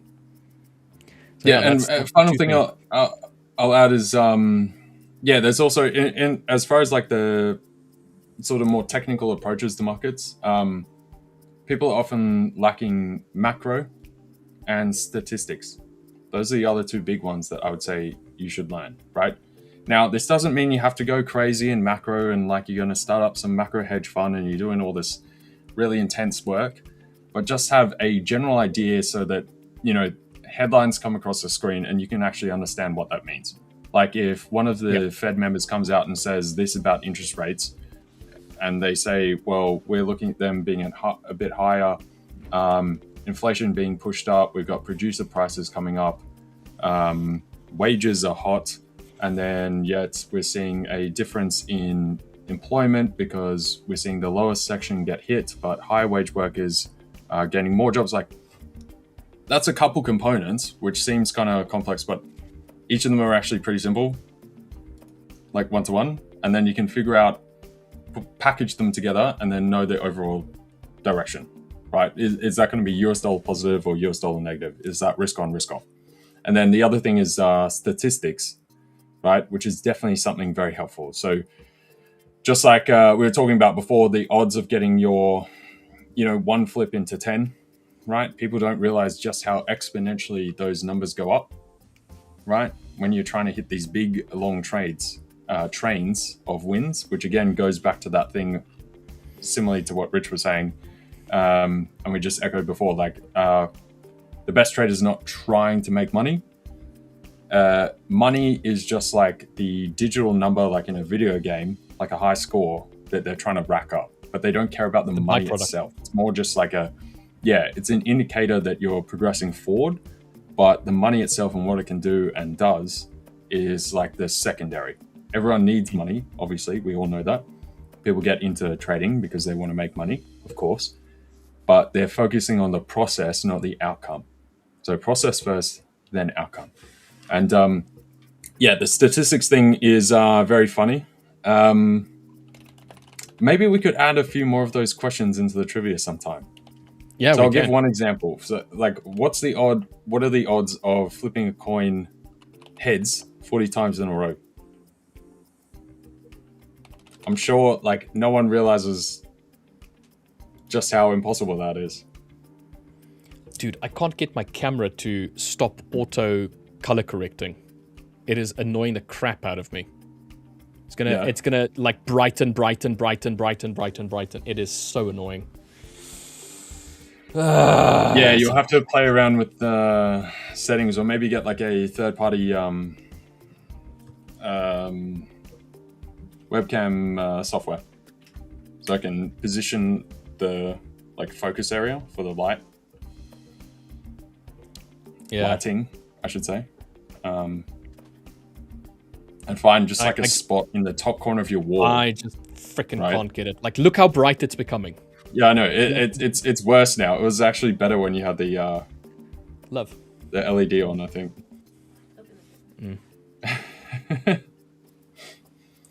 But yeah, so maybe we'll chuck in a few of those things. So, for instance, the odds of getting 40 heads in a row is you could do that for the entire life of the universe, and it would possibly happen once, right? People don't realize how quickly that skirts up.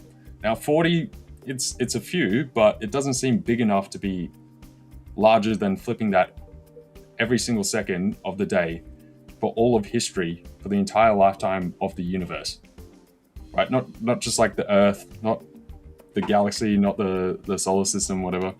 The entire universe. So yeah, you can see how quickly these numbers sort of run up. So a little bit of knowledge on that can be very helpful. Because sometimes you'll come up with a good idea, and if you just break down some simple math in just like a very simple equation, you can even use online calculators and that kind of stuff, and you'll be like, oh, that actually doesn't sound so good anymore. Right. It's the probability of it that is sometimes difficult to establish, but it's the likelihood that I think people they have a complete wrong idea about the likelihood. They think that the amount of outcomes that is available equates to what it's going to be. So they think, oh, there's only 2 outcomes, so it's 50-50. It's not 50-50. A coin flip is always going to be slightly more weighted towards one of the 2 outcomes. And it's the rule of large numbers. You need to have thousands, maybe even millions of iterations to get it as close to 50 as you can, because you're going to start out with it being like 10 flips and then 2 flips the opposite direction. So 10 heads, 2 tails. Wow. Okay. There you have an 8.5% for tails, and in the 90s%. So the more you do something, the more it comes closer to what is the expectancy. And the expectancy then being 50-50, but realizing that a coin has 3 sides. So you have a heads and you have a tails, but you also have the mid portion where it can land. There's a probability that it's going to land. It's never going. That's never going to happen, Rich. That's fake.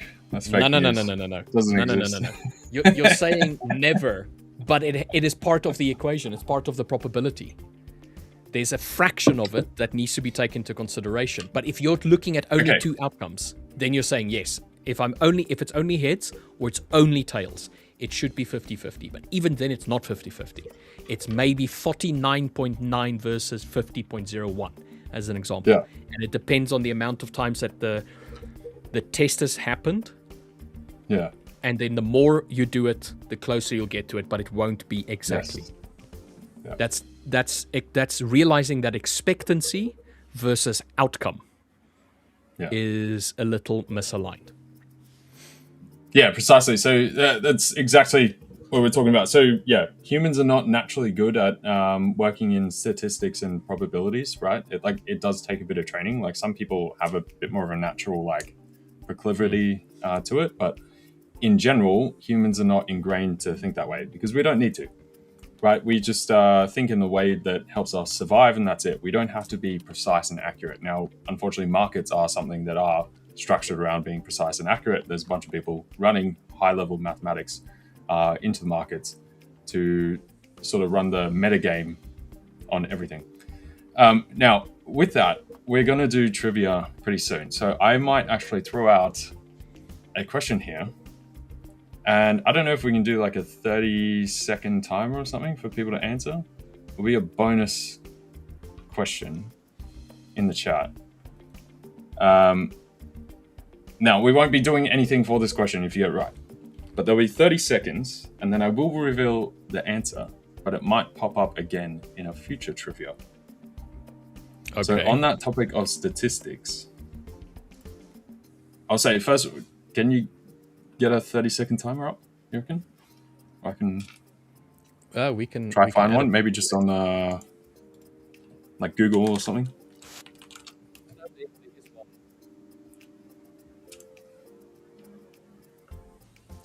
Let's see if we can do this.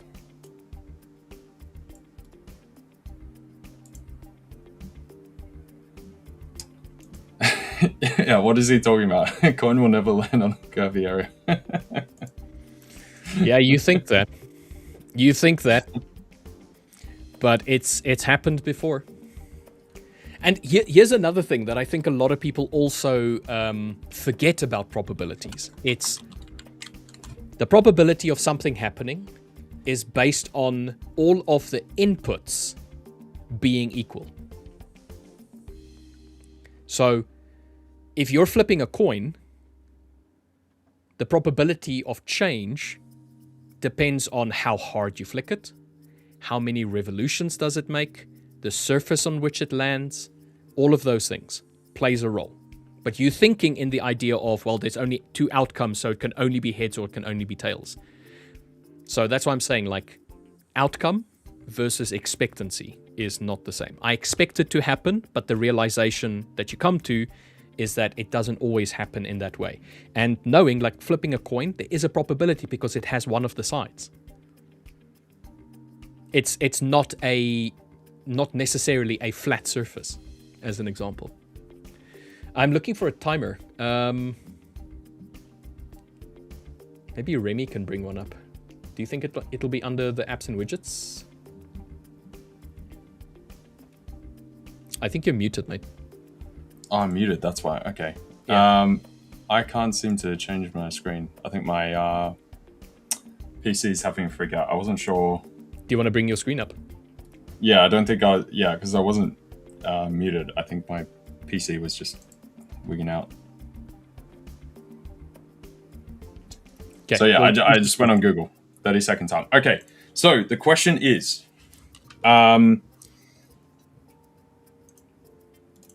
okay, you flip a coin 100 times, right? Equal weighted coin, it's 50-50, perfectly 50-50, equal weighted coin. Now, what is the probability that you get either more heads or more tails? That is your question. Now you got 30 seconds. Everybody in chat. Yeah, everybody in chat. This is a bonus question. So if you can get it, maybe we give someone, if they actually figure it out. So what is the percentage probability you get more heads or more tails?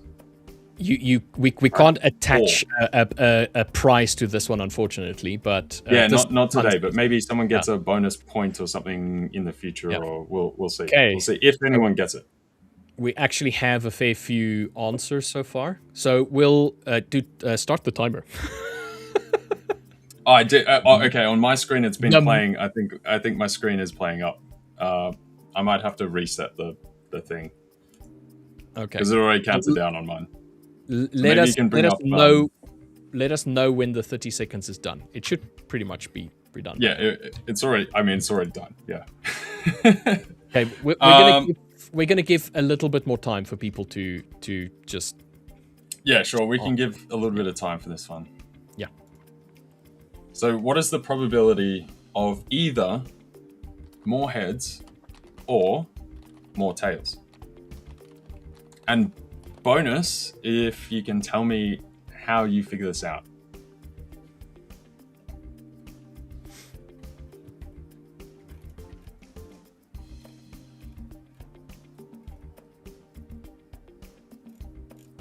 Not quite. No one's quite got it.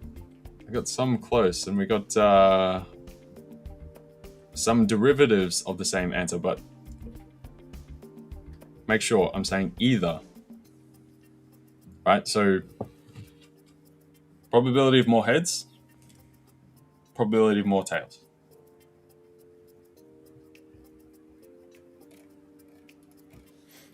Not combined is what I'm trying to say. So if that gives some of you guys a bit more clarity. Sorry if I didn't communicate that. So we have... I think people are now Finally trying to plug it into Now, AI 50, / Google. 1, half, 50-50, 50-50, head, 50%, 1, 50%, 1 in 3, 50-50, 50-50s. There's a lot of 50-50s. 70-30, 51 says Pooley. 50-50s, 40-60s, 15%. So there's a lot of answers. I'm not really seeing a correct answer so far.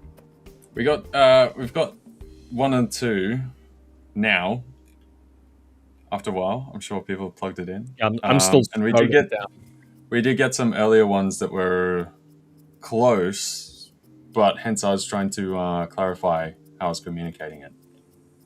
But I also feel like they might have been quicker on plugging this in, which is why they got part of a different portion of it, but not exactly what I was asking. There's a funny, like, not equal because the surface of the head a little more than tails.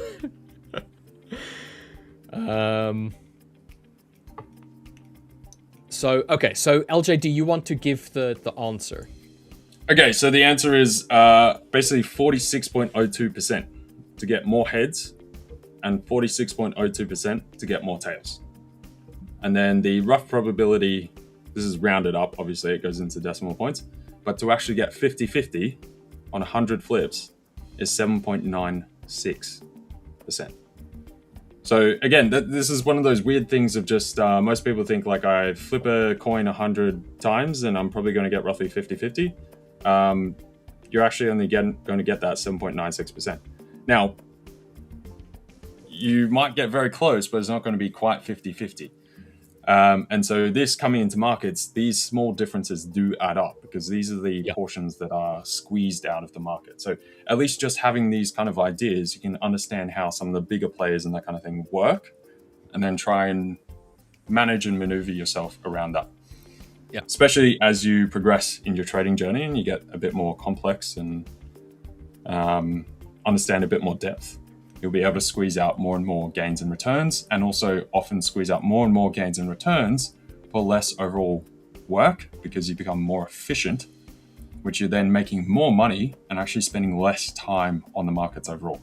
And that's where it really matters and really counts. And that's what most people want, because people want they want to make a good income from trading, but they also often want the freedom, time freedom, and that kind of space to do other things, and it opens up the rest of your life. So that's basically why this is important. And so, the other portion, bonus portion, how you figure this out, you got to use binomials to figure that out. So there you go. We might slap this in next time.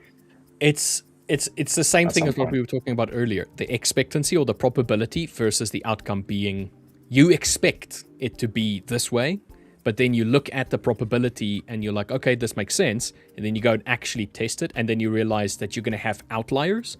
You're going to have margin of errors. And you're going to have averaging that eventually is going to lead to the probabilities being either, or the outcome being close to or far from the probability. Like, you can have 100 people each flip a coin 100 times and not one of them would necessarily have the same outcome. And it's like you're saying, that's where you start averaging them out. The more you do it, the larger quantity of tests you have, the closer you can come to a probabilistic true outcome. So it's very interesting. And the thing is, here's another interesting. The probability doesn't change based on the single event. So if you're looking at a coin flip, the chance of you getting a head or tail is roughly the same. But if you have a specific amount of flips, then you can say, okay, based on probability, I have 10 flips. What's the chance of having a heads or a tails for the next flip? Technically, it's still going to have the same probability because it's a single event. But if you look at it in the broad term and say 1 out of 100, what's the likelihood of me reaching a 50-50 outcome? That's what you were referring to just now. Changes. Yeah. And then this is a layup. So 2 parts. So first of all, most people's natural thinking would immediately go to 50-50, right? That's where you start. Obvious start point, right? That's very normal. But then how do you start quantifying that and being accurate? Like where you actually come up with your number without, running the math. Your intuitive thinking is always going to be a bit off. And then you got to think about how far off are you? So if you start from 50-50, is it 49 that you get more heads or more tails? Or is it 48, 47, 46, 45, 4, 3, 2, 1, etc., right? And then how far off that percentage actually are you? And the next point of this, which is curious to think about in trading. Now, imagine it was 100 trades, right? If you honestly had a 50-50, right, in your trades, you should end up, therefore, roughly, with about 46% chance of having more profitable trades, 8% of 50-50, and 46% being potentially losers. If your trade entries are purely 50-50 chance. Now, what happens to most people? Their stats are much worse than that. But they would often believe that their entries are at least 50-50 or better, because that's why you take a trade, right? Yeah. But hence, those stats are showing that they weren't truly 50-50, and they're much worse, even though your belief is that you're roughly at least in the midpoint when you take that trade. So the true reality of some of these trades might be 35% of success, but people believe they're 50 or 60 or 70% or more chance of success. Yeah. Right. So that's now how you define it. How do you know that this is actually a probabilistic trade, right? And then that comes back to that sort of critical thinking we were talking about, where people are just sort of slapping something down, and they're not going like, okay, this is my expected probability of the outcome because I know how this setup works and all of that. Most people like trade randomly and then look to the past from their forward traded results and say like, oh, well, I got 55% strike rate before, so my next trade probably has 55% of working. That's not how it works, obviously, right? And that's off past data, so understanding these things and analyzing it properly is very important. Yes. And what I was going to say earlier is it's when people look at their win rate and they expect their win rate to basically be set in stone.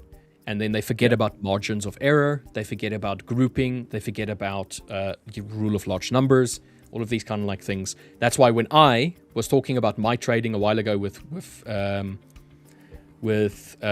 Victor, I said I add a 4% margin of error to all of my outcomes. So if I did backtesting of 100, 200, in this case, I had more than 200 trades worth of backtesting with my specific strategy. And I had my numbers for each probable take profit point, and I subtracted 4% from that. So even with my losses, I got 22% losses straight up that never hit the TP, that just went straight to stop loss. I added 4% to that one to make it 26%. And then I worked out my equity curve, and then I worked out my expectancy as well.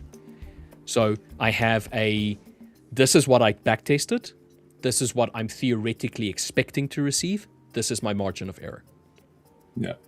And this is why we talk about that A, B, C, D type trades, right, as well. Yeah. Those A trades are going to be those higher quality ones. And then you got B, C, D, and then hence you should be shifting what you're risking on a lower quality trade. But most people do kind of like fixed risk, like they go 0.5 or 1% or something, and it's on every single trade. They're not thinking about the quality of the trade, where if you do have an A plus trade, yes, go that 1%. If this is realistically like a B, B minus, maybe even a C plus, and then you got to take that band of differential around it, just like you're saying, you don't want to be risking 1%. You might be at 0.3 or 0.4 or 0.5, or split it up into portions of 0.25 or 0.2 based on that quality type factor. It is a very long-winded way of saying, look, nothing is as you expect it to be. There's margin of error for pretty much everything. The more you do something, the closer to an actual result you will see.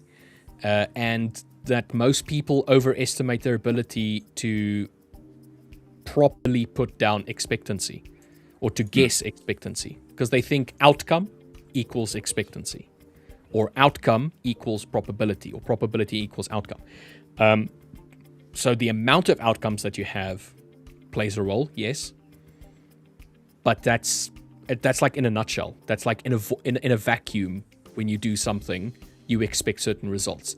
There's so many other extra factors that you need to take into consideration, and that's why it's so difficult for you to get that actual probability of 50-50 with a coin flip. Like I said, like how hard you're going to flip it, where you do it, what wind resistance. Well, okay, you think of it like but that's getting too much, right? It's just like this, right? You assume a fair coin, just like in a scientific experiment, and we're doing it in a isolated situation. So yes, you got heads and tails. Assume the same amount of metal in the embossed head is the same amount of metal as the embossed tail. All factors ground down to make all factors are completely equal. That's the thing. That you start flipping on one side, then the next one you start the flip from the other side, and it's keeping conditions the same. And that's the thing. And so the same thing, even when you start going too much, you could argue if whatever side you start on, if you use the exact proper force and all air friction, everything is exactly the same, the coin should flip on, the opposite side every single time, and then you start from the opposite side and it should be perfectly equal the whole way through, right? That's not how. If you're going to do a scientific study, works, you need to ensure that all factors taken into consideration are equal, or all factors when replicating the test is the same. And all control nicely comes back. So hence it's control nicely back to trading as well. This is what I'm going to say. If you're going to take a trade, you are going to want to keep everything as close to how you would have done it in your back testing and forward testing.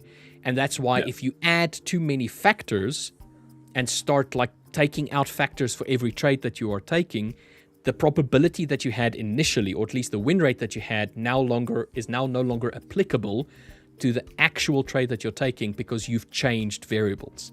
Is that kind of what I'm referring to? It's just like that plays a role as well. It's like understanding that you need to, if you want to have a similar or as close to your back-tested results, you need to make sure that when you're taking a trade, it's as close to the trades that you took when you did your back testing, so that you can have a much closer one-to-one comparison.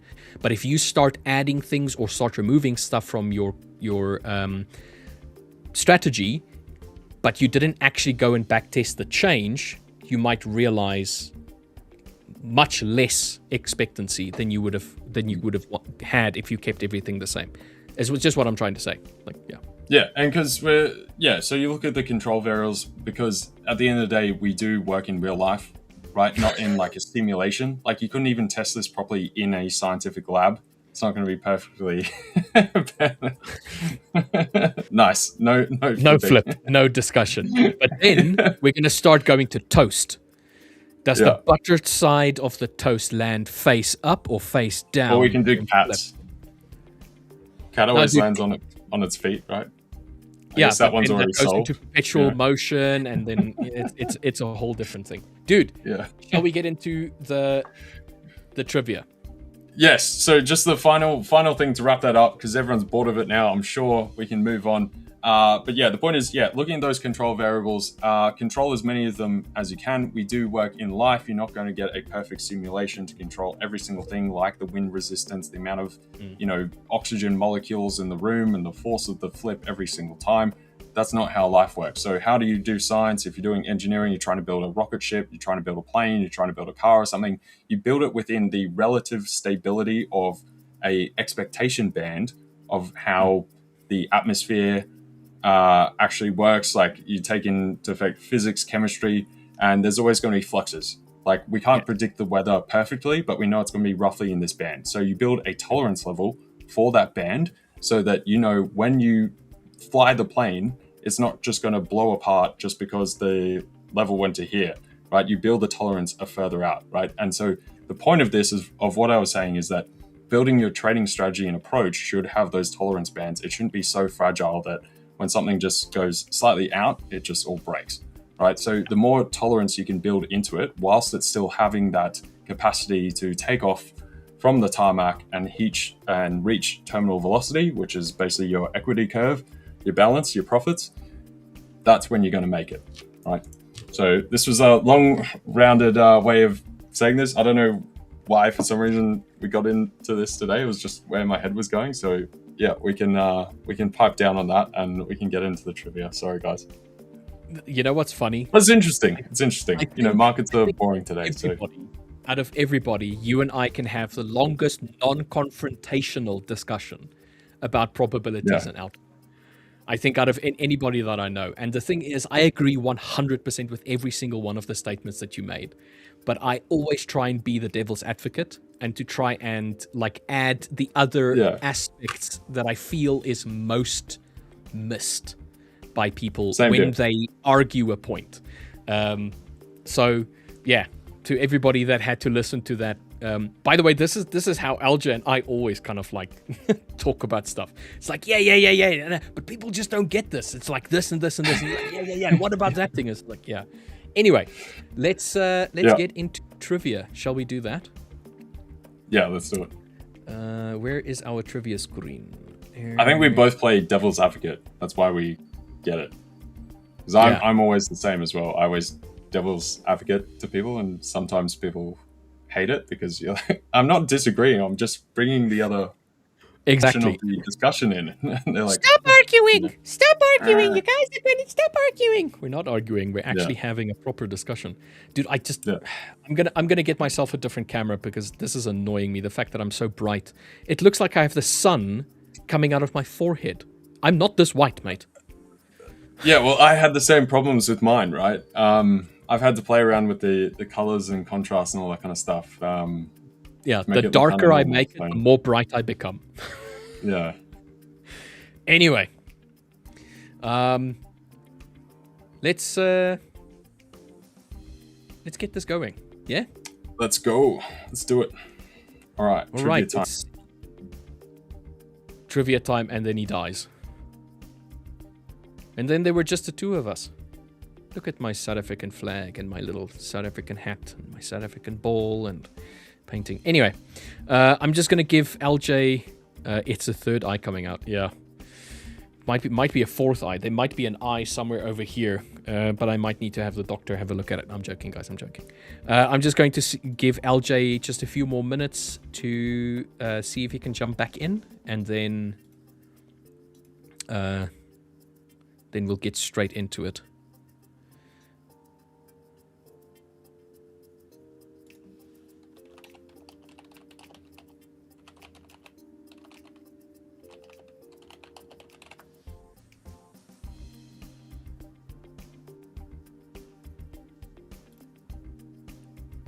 There we go. We've got Sir William of Nobbingtonshire. Well, hello there. Dude, what's up? Yeah, come on. LJ's, I think LJ's internet just died. Oh no, how long have you been solo? 2 minutes. LJ's back. Oh, that's fine. Yeah, fair. Well, hello. Dude, as soon as I said that, stream just... The browser just crashed. Terrible timing. Horrible timing. So we're going to start...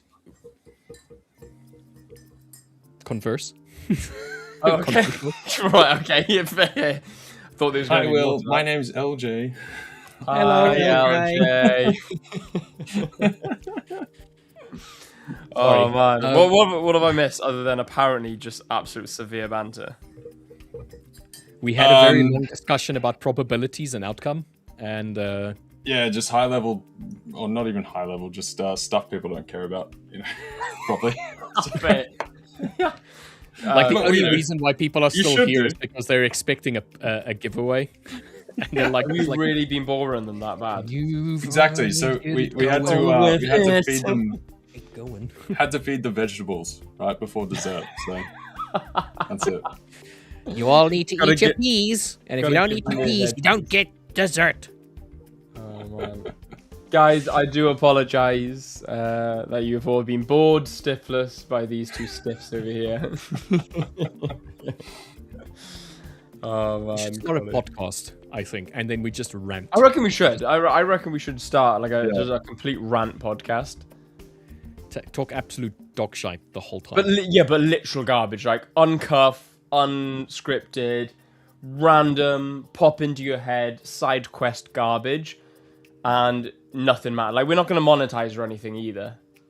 So like nothing matters. Like language is all for, like we'll go. Well, Still, get it started, mate. Still monetize it. And Yeah, still talk. as long as you don't talk yeah. Let's get paid. Anyway, Yeah, fair. speaking about getting paid, let's start the trivia. So for today's trivia, it is going to be 10 questions, and they're going to range in difficulty. We're going to have historic events. It's going to be general trading knowledge. It's going to be prop-related trading knowledge. And then a 5ers specific question here and there, just to see whether or not you guys actually pay attention to the stream. Like what did LJ say last week about investment portfolios, as an example? Anyway, it is multiple choice questions. So all you need to do as a participant is type the answer to the question in chat.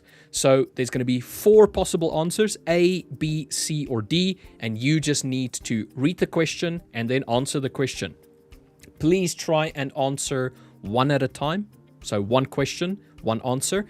It doesn't help if you think the answer is C and you spam C, it doesn't change anything. The program just kind of recognizes your first entry. Okay, so That means you can't type A, B, C, D as well. Yeah. It won't work. It'll just take It won't A. work. Because that was the first it just takes thing A. you said. It takes your first answer, and it effectively only records one answer per person. But we would like to see that everyone has answered within the given time frame before we go ahead to the next question. Okay, so if you're going to keep on spamming, it's going to take forever. You get 30 seconds to gold. Yes, Pooley, gold. Well done, Pooley. Yes, Pooley. So, the winners today, we're going to have 2 winners. The person who gets the most correct. So the way that it's calculated is the most correct questions is the very first criteria, and then it is who was the fastest. Okay, so if somebody got 10 out of 10 and nobody else got 10 out of 10, obviously the guy that got, or girl that got 10 out of 10 gets the 20 hub credits, and whomever was then second most will then get the 10. If there's 3 people that had exactly the same correct answers, it determines the winner by who was fastest. Okay. We've already got a winner. C is the answer. Yes. This guy's good. Yes. I think Okay. LJ is the answer. That's it. You would have got a free Right. count if you said LJ. All right. So let's Cool go hand with cool hand wheel. Look, Like my the- hand's really big. Oh, never mind. My hand's really small now. Oh, my hand's really big again. Anyway. All right. Let's start with the very first question. You have 30 seconds and it starts now. Okay.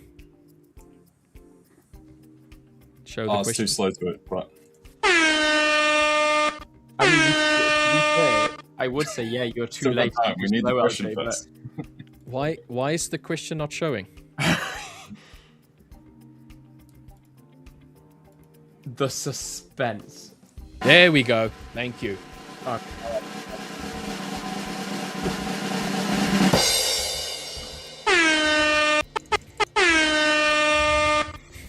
There you go.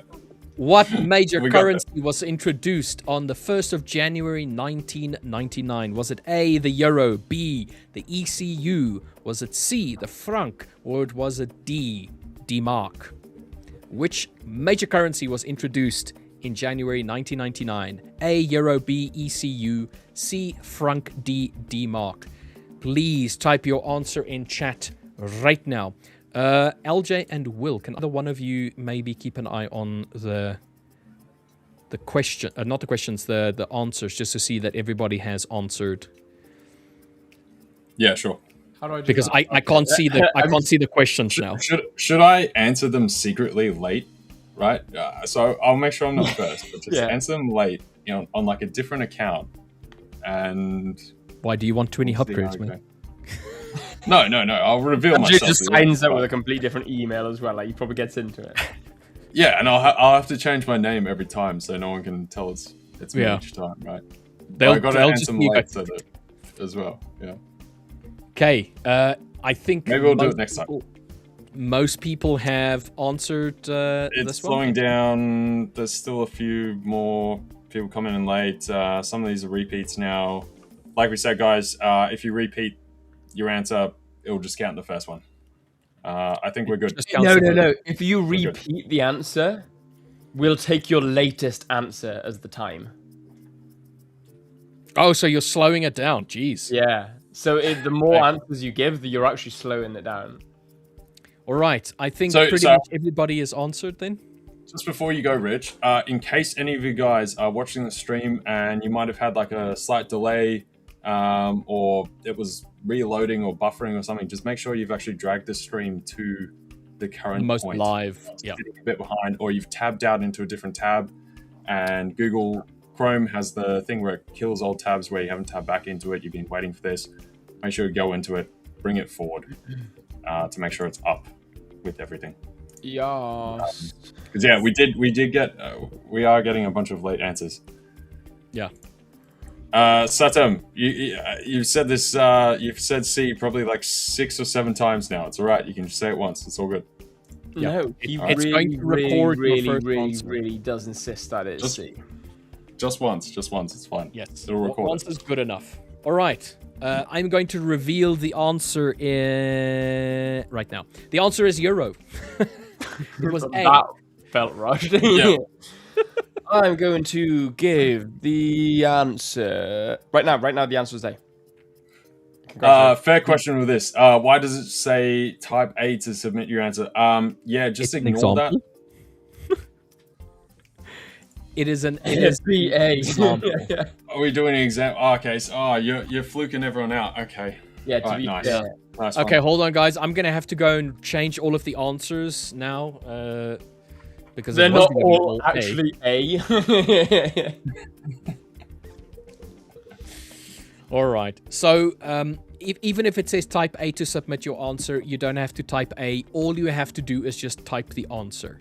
And Yeah, then do not type A. Just ignore that bottom section. The Just only ignore people it. that type A right now is the people you see on screen. type A what? Type A personality, innit? Oh, that's fair. That was actually not bad. I know. I was I pretty thought you good. were talking Your about- brain That was cells pretty good. realize that joke. I Yeah. thought you were talking about blood type, and I was like, Oh I my am. god. Why? Fair. I started thinking about Jaguars, right? It shows my like car. Jaguar. Oh, dude, I'm type Cars A, on my okay. brain, right? Yeah, Yeah. fair. Apparently, we don't have enough brain cells between the three of us to come to a conclusion. Yeah. Anyway, Yes. Moving on. next question. Remember, guys, just type the answer. You don't have to type A to submit answer. Just Yeah, come on, get on with it. the answer. Okay, next Good. question Yeah, is next this. Which trader phrase describes moves where markets move before an event and reverses after it? Is it A, sell the rumor, buy the fact? Is it B, buy the rumor, sell the fact? Is it C, catch the falling knife? Or is it D, trend is your friend? Please submit your answers right now. Which trader phrase describes moves where markets move before an event and reverses after it? A, sell the rumor, buy the fact. B, buy the rumor, sell the fact. C, catch the falling knife. Or D, trend is your friend. I'm gonna say COVID was a pretty good knife to catch back in the day, especially oil. I was about to say, unless you caught Your COVID, in futures. which case, Hey, that was a horrible knife to catch. take your chances. Knife, COVID. At the time, people mean, weren't sure. throw the knife into the air and then it lands in your thigh, and you're like, oh, I have Oh, COVID. now I got COVID. Yeah, Oh. that's how you get COVID. Yeah. Well, if you drink bleach, it's okay because that's how you get rid of it, according to Trump. Yeah, that's. I mean, if you let's put it like this: if you drink bleach, There are some people who think tried you that. deserve Now, unfortunately, have. they're not with us today This is because it wasn't COVID that killed them. It was the bleach. oh, dude, that's horrible. It's the Darwin Awards, right? It's just like the people still reading type A to submit your answer, right? We've explained it. Anyone typing A to try and submit their answer, Darwin Awards at this point. What is that dumb ways to die? Yeah. Yes. All right. So it seems like pretty much everybody has commented because I'm not really. I seeing the think we're comments go roughly up getting anymore. there now. Yeah. All right. The answer to the question which trader phrase describes moves where markets move before an event and reverses after was obviously buying the rumor and selling the fact. Not to be confused with sell the rumor, buy the fact. Yeah. In this case. All right. What I'm going to do is after the fifth question, I'm going to show the results so far so that people can see where they're kind of like on the leaderboard. But I'll only do it for the, let's say, midpoint, and then we will we'll leave the results to the end as a surprise. Okay. Indeed. Here's another one. I don't know if people are actually going to get this one correct, because I feel like this one might be a little, I wouldn't call it obscure, but a slightly more difficult question. Okay. Which country is Will Davis from?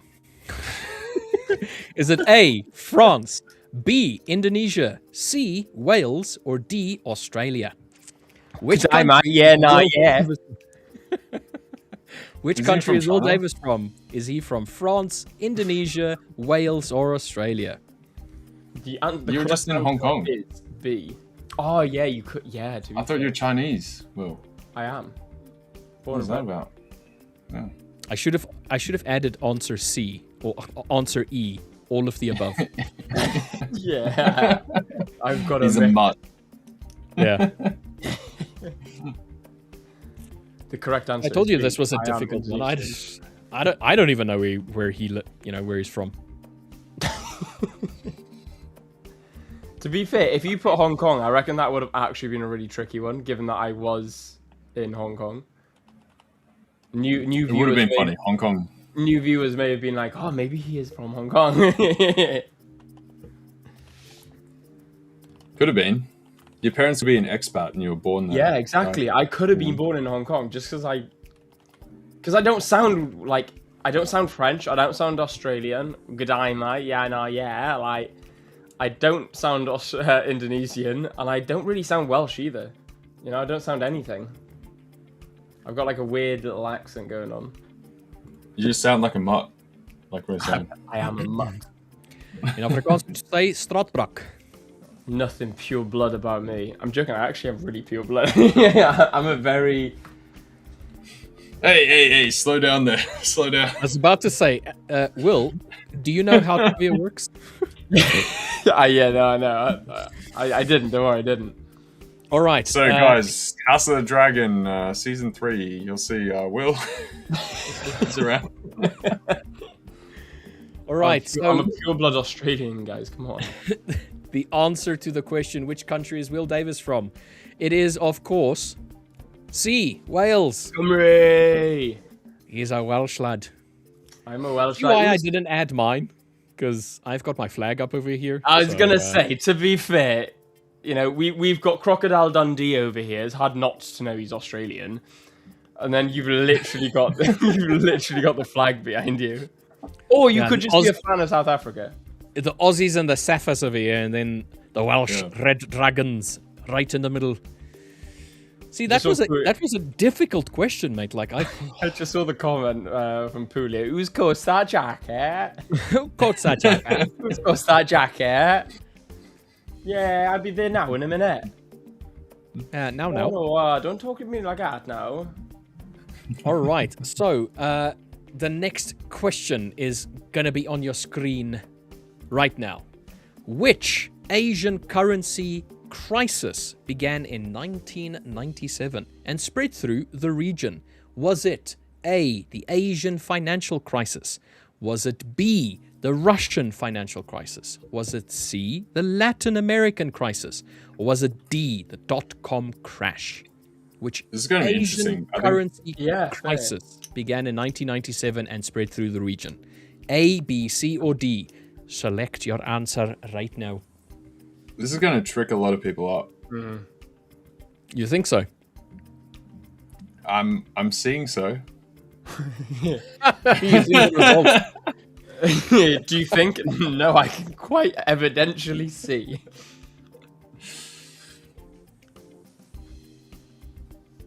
It's like Interesting. I'm 100% sure that this is going to trick people up. Why? Because I can see the results. I'm watching it live time. It's like it's while you were sitting a test and the teachers tell you to do the drawing in pencil, and she walks through and she sees a lot of pens in people's hands, and she's like, "Yeah, this is not going to work." Which Asian currency crisis began in 1997 and spread throughout the region? Is it A, the Asian financial crisis, B, the Russian financial crisis, C, the Latin American crisis, or D, the dot-com crash? I see we still have a handful of comments coming through. Was this one you slotted in, Rich? No, this was one you slotted in. It was? Yeah, I couldn't remember. I mean, obviously, it's very much one of my style, but I couldn't remember it, like, if I put this in. No, I put you put a it. few down, so, yeah. Yeah. I added the fun ones. You added all of the, like, serious Yeah, all knowledge. the, yeah. LJ added all the ones that are just really difficult. If guys can blame me. nobody knew, I'm the one that added the "which countries will Davis from?" question. No, did you? I had never have guessed that. Honest to God, mate, that was me. Claiming it.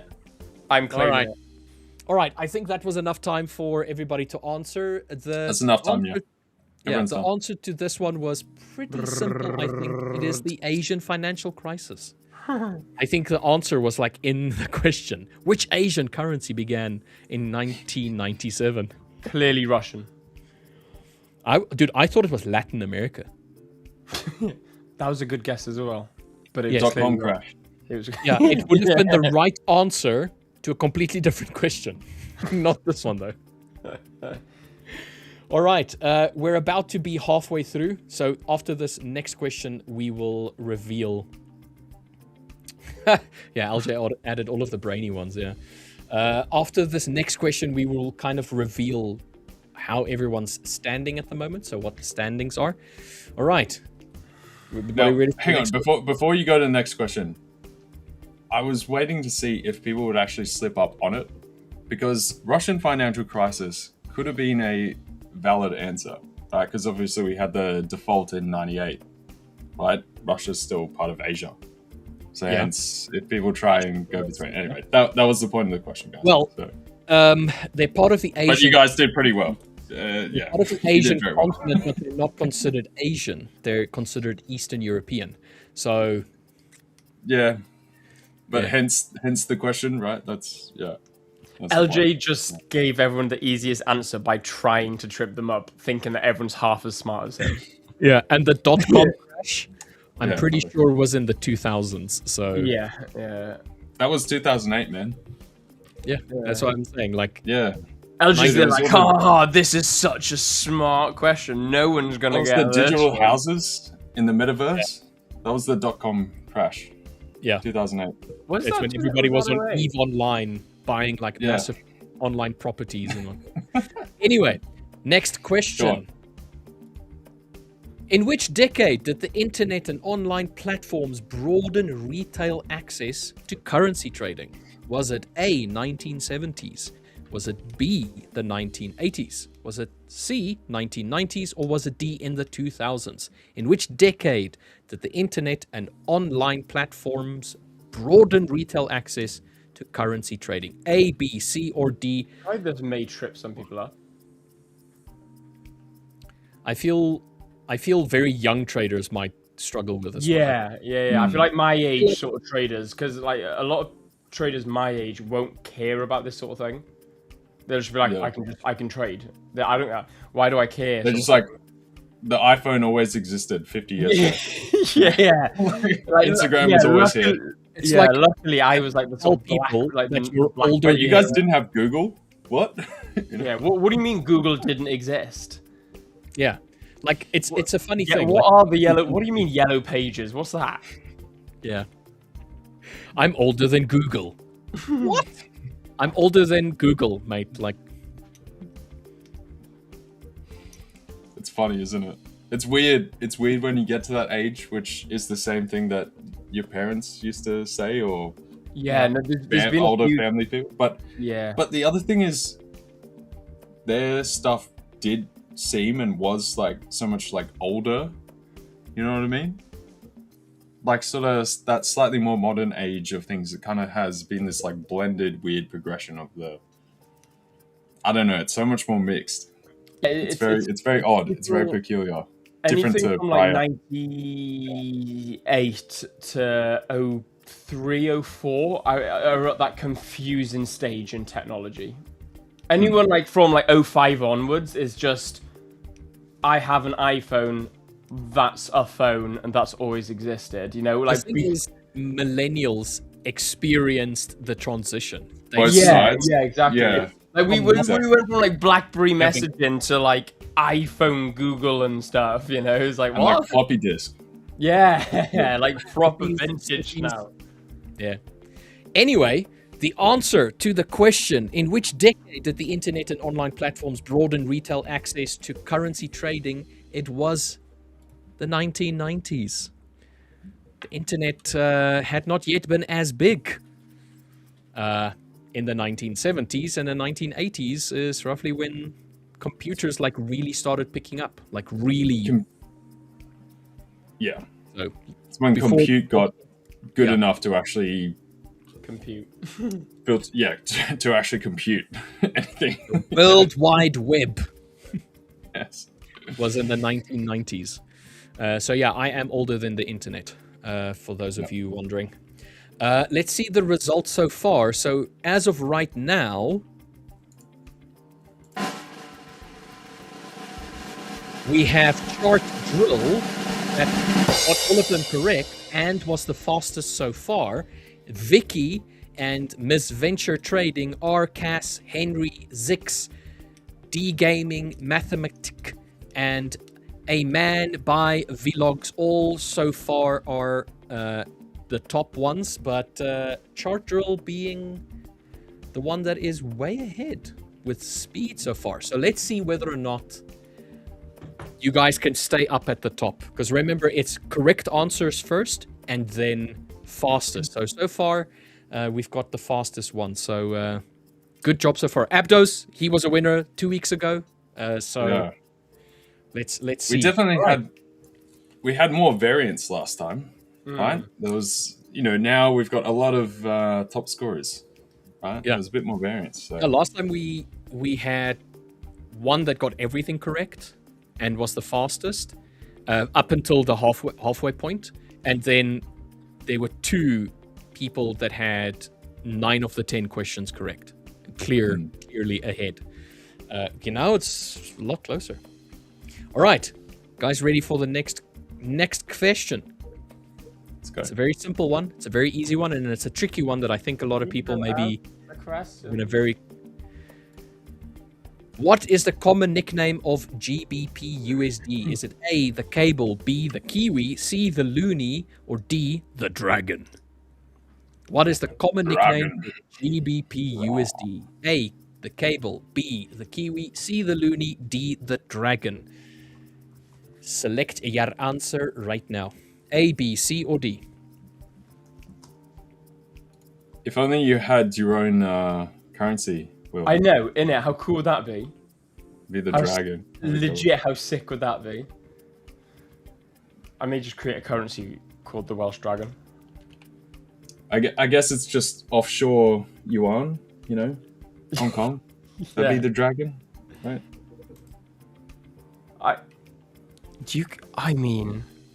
we could start a nickname for the Hong Kong dollar and call it the Dragon. Yeah. But what would you trade it against for it to be nicknamed the Dragon? Well, it'd have to be dollar, wouldn't it? Yeah, probably. I mean, and I think China How would be awkward would it be to they'd say be like, Hong Kong yeah. dollar? China would be like, yeah, we're the Dragon, and US is the Eagle. I'm sure you know, Xi will be happy with that. Be like, yeah, we'll be the Dragon. Yeah, he's like, yeah. Chinese dragon, but also it can be any one of the zodiacs. Like, wouldn't they wanted to have the rabbit? Because the rabbit is more luck. Yeah, but the Dragon's like It's the pin. powerhouse, Yeah, right? Yeah, 100%. it's the like ultimatum, you know. The horse is up there as well. Well, it's Euro the And horse. like when they get the crossover, yeah, with because it was the fire horse this year as Yeah. well. You know how they have the crossovers with the Yeah. elements as well. Yeah. Yeah, it was the fire horse. Yes. Dude, you should have seen some of the decoration out there as well. It was incredible for the fire horse. It was Yeah. gorgeous. It was gorgeous, darling, gorgeous. It's quite funny. The mister says to me all the time. She's like, "It's quite funny that." I was like, "What?" She goes, "Well, in Asian culture, it's like dragons and stuff." And she's like, "And in Wales, it's dragons and stuff." And I'm like, "Yeah." She's like, "It's cool, isn't it?" I was like, It's "Yeah." cool, isn't it? She's like, "Yeah." It's like matched. You're a dragon. I'm a In dragon. it, bro. Yeah, basically, she was like, "Yeah, like I'm a dragon. I'm an Asian dragon. You're like a Welsh dragon." I was like, "To be fair, it's pretty cool." So she's a Chinese fireball, and you're a Welsh green. Harry Potter, come on, mate. Oh, okay. I was going. What are you? What are you? It was the Hungarian horntail, the Swedish Right. blue, the Welsh green, and the Chinese fireball. Those were the 4 dragons. Was it? Yeah, I can't remember. didn't pay Dude, attention. take my partner to a Harry Potter trivia. She'll get everything. Is it? Yeah, fair. Yeah, she read so much Harry Potter when she was younger. She knows literally everything. Just, yeah, crazy. Yeah. Same The here. earlier Harry Potters in the winter are the best. Like coming up towards Christmas time, and then you watch everything until probably the Deathly Hallows. I forgot you think of it as a Christmas movie. I think fair. I think it's better than most of the like. This is a Christmas movie. I'd rather that than bloody rather watch Harry Santa Potter, yeah. crashes his sleigh in New York, and then some Bad random Santa. bad Santa's. Bad Santa. That's a Christmas movie, mate. That. I mean, Die Hard just for the meme. Wait, you but thinking I've of never Bad actually Santa or watched it. Dirty Santa? Is it bad? No, it is Bad Yeah. Santa. Yeah, Bad Santa. It's the Billy Bob Thornton one. Yeah, but that's- my number 1 Christmas movie is A Nightmare Before Christmas. That's my favorite Christmas movie of all time. It's not like I just Bad watched Santa. Fast and Furious. You know, forget it. That's an any day movie, right? Oh, you know, yeah, fair. No, yeah, Fast and Furious. any day Christmas, movie. birthday, Easter, like take your pick, anything, right? Yeah. Fast and Furious. Hey, thank you, go-to. LJ, for not conforming to the idea of having a Christmas only thing. Nah, get out of here. Get out of here. It is Christmas. Christmas. Christmas, right? I mean, Christmas. no, but okay, That's yeah. why I said A Nightmare Before Christmas. It's in the name, and it's all about Christmas and how it gets stolen. By Jack Skellington, who wants to bring it to his own little town. Halloween. Anyway, the answer to Anyway. the question is The Grinch Answer then. to the question is, what is the common nickname of GBP USD? It is indeed obviously the the loony. cable. Yes, we had this question, but a different variant of it last time about why is the GBP USD known as the cable. No way. Oh, that's actually. Yeah, really we did. My missus you- didn't when I told her, she didn't believe me. She was like, "No way." I was like, "Yeah." Hang on, Will. Did you just say the loony? And you were being serious. Yeah, You yeah, tried to backtrack. yeah. I knew you Yeah. did. I knew you did. It is I knew it. the loony.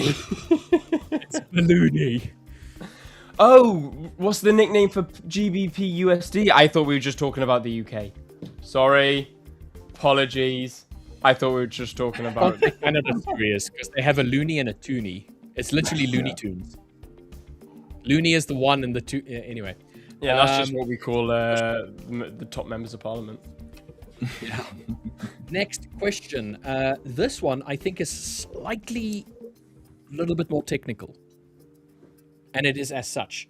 Which factor is most likely to cause immediate FX volatility around scheduled events? Is it A, weather reports, B, central bank interest rate announcements, is it C, sports results, or D, film releases? Which factor is most likely to cause imminent or immediate FX volatility around scheduled events? A, B, C, or D? Dude, I had to rack my brain for this one. Like, I was stumped when I read it. I was like... To be fair, I don't know. Have you watched a Marvel movie? Do you see how many times they go through New York and they destroy like Wall Street? That's obviously going to cause a lot of havoc, right? It's always open on a Monday again. How do all the banks go down, right? They've destroyed the buildings. They need to rebuild. And if anyone has ever seen Godzilla, what do you expect? Like, of course, the yen's going to drop.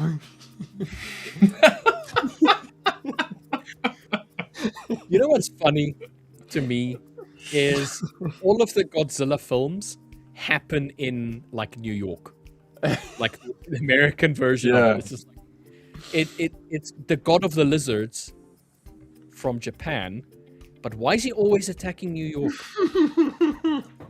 He's just living 80 years behind, you know. He's living his best life. Yeah, and he got lost in the forest. No, I'm not going to make the joke. Shut up, Will.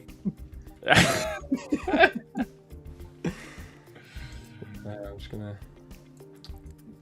I wanted to ask you two guys quickly while everybody is still answering the question. Do you guys, LJ, it's going to be very late for you, but do you guys want to join myself and Dave on Friday for a, let's say, a walk through the Black Arrow? Yeah, why not? What time? Definitely. GMT time. 1 p.m. GMT.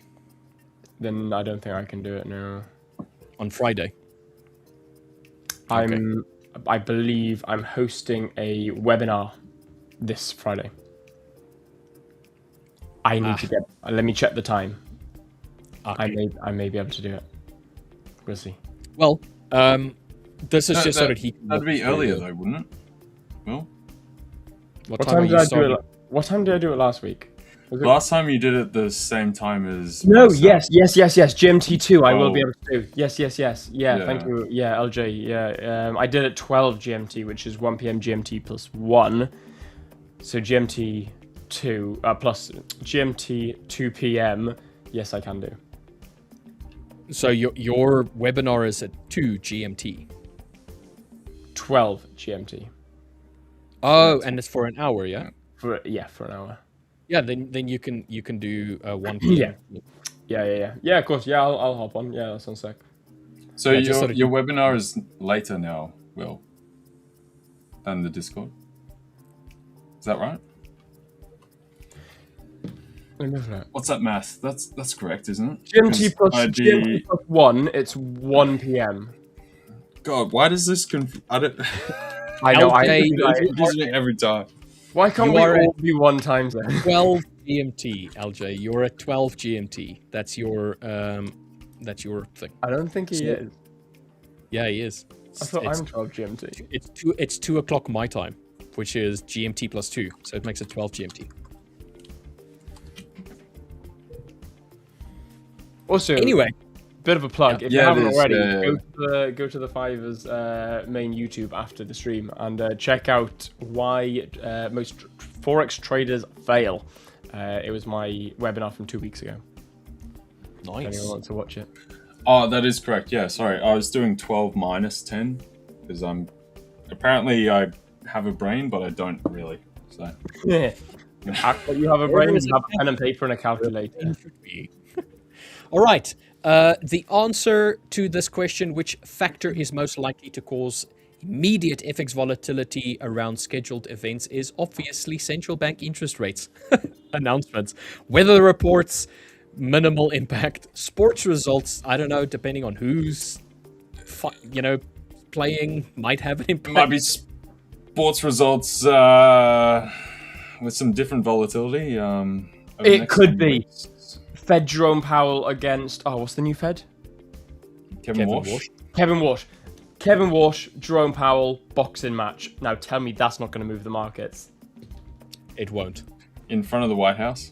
In front of in the octagon. We already They have can just join the UFC fight, right? For the 250 anniversary for America. And then the Fed rate decisions decides on like who is the winner. So, the rates increase if Jerome Powell wins, and the rates will decrease. Oh, dude, it's like a sports betting thing. Whomever gets the next Sports betting with the UK with the US economy. one is a current minus 300 and the other one is a plus 300 right now.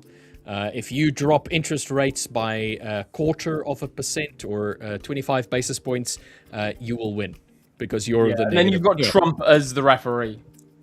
Oh, no. Oh, that'd be terrible. No. Even if we win, we'd lose. Yeah, I was gonna. Jerome Powell's just taking an absolute hiding. This is okay. This is all right. This is fine. I am 200 million long on the US indices right now. I'm not. No, you gotta have. Baron has put a trade on, and he's told me that Walsh needs to lose this fight. I have a You friend. just have Dana Any questions? Very smart guy. Dana White as the ref, right? Obama for Powell, and then Trump for Walsh, right? As like a tag team, right? And they can tag them in. Obviously, Obama. You've got Dana White as ref, and who's announcing? Dana White is going to side with Trump. Yeah, kind of. I mean, I suppose. Okay. No, Alright, you well- can have commentator Joe Biden. No, okay, we'll get Joe Rogan, right? He's gone back and yeah, forth. right. He's starting to flip the other way. He's like, Trump's going off the rocker, right? Maybe he's a bit more neutral, right? At least he knows the sport, right? He can. Anyway, next question. We've got 3 more questions for you guys. So after the 3 questions, hopefully we'll have a winner. Which currency was the 5th most traded in April 2022 after USD, Euro, JPY, and Pound? Was it A, AUD, B, CAD, C, CNY, RMB, or D, CHF? Dude, This is a good one. I can see just how slow the questions are rolling in. The answers are rolling in. yeah. People are like, how quick can I Google something? 5th most traded in April 2022 after the USD, Euro, JPY, and Pound. I knew this. However, when I thought of the answer, I had to go and double check. I was like, "It's this." I'm sure Dude, it's this, but I had to go and double check. I could guess, but I don't think I know so. this answer. I've got an answer in my head, but Once you get the answer, or once you see the answer, it'll make sense. makes all of the sense in the world. Okay, But yeah, yeah, that makes sense. The date in this case, the year, is actually quite important. Yeah, yeah, exactly. Big role in yeah, fair.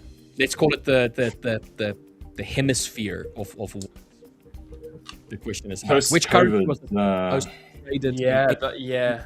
2022? So post COVID, just after COVID, after the USD, Euro, JPY, and GBP.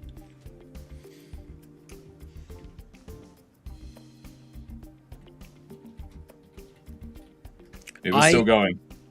Yeah, This one might will take a little bit have- longer.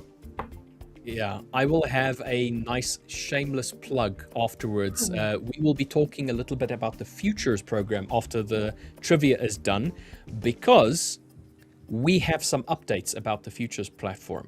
And we, the 3 of us, will be able to trade on the futures platform coming soon.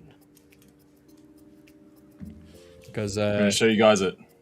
have you guys gotten your accounts yet? I haven't. I have it. I have to set up the platform. Gotta figure it out. I did all of that stuff last night, so Literally, I was barbecuing. I only got last that today. this afternoon, so I still got to do it. I only got the email this morning anyway with the new account, so I was like, okay, I'll sort that out tonight. I had to make sure that everybody got them, so I needed to get all the emails sorted out. No, you two were fine. I'm the big boss. I'm the big boss. Yeah, cool. Your emails were fine. There were some other emails that were not fine. I had to message them. So I'm glad you guys got your accounts, mate. But I can take them away if you want. If you don't want them, Will, is this your friend, Will? Never met him. Never met him. Right. Hang on a minute. So, guys, which currency was the fifth most traded in April 2022 after USD, Euro, Yen, and Pound? B. Right, we're taking over. CAD. C. CNY. D. C. I can hear him rabbiting in the background. It's so distracting. That's okay. I've already sent the email. Retract. Let me check. Oh, Nope, my account got negged.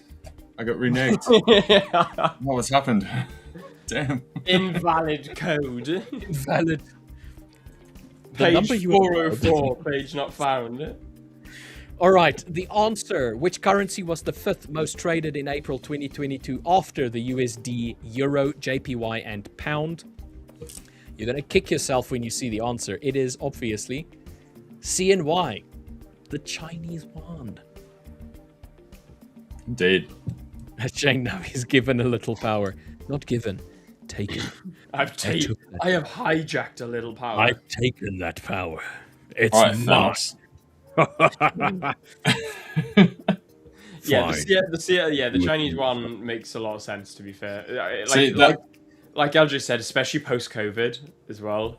Yeah. When you realize Yeah. that it was just after COVID and you're like, which one was most traded then? It was obviously the consumer outlet country, which is China. Because I was looking at AUD and I was like, nah, it can't be AUD. It wasn't going to be the Canadian dollar or the Swiss franc.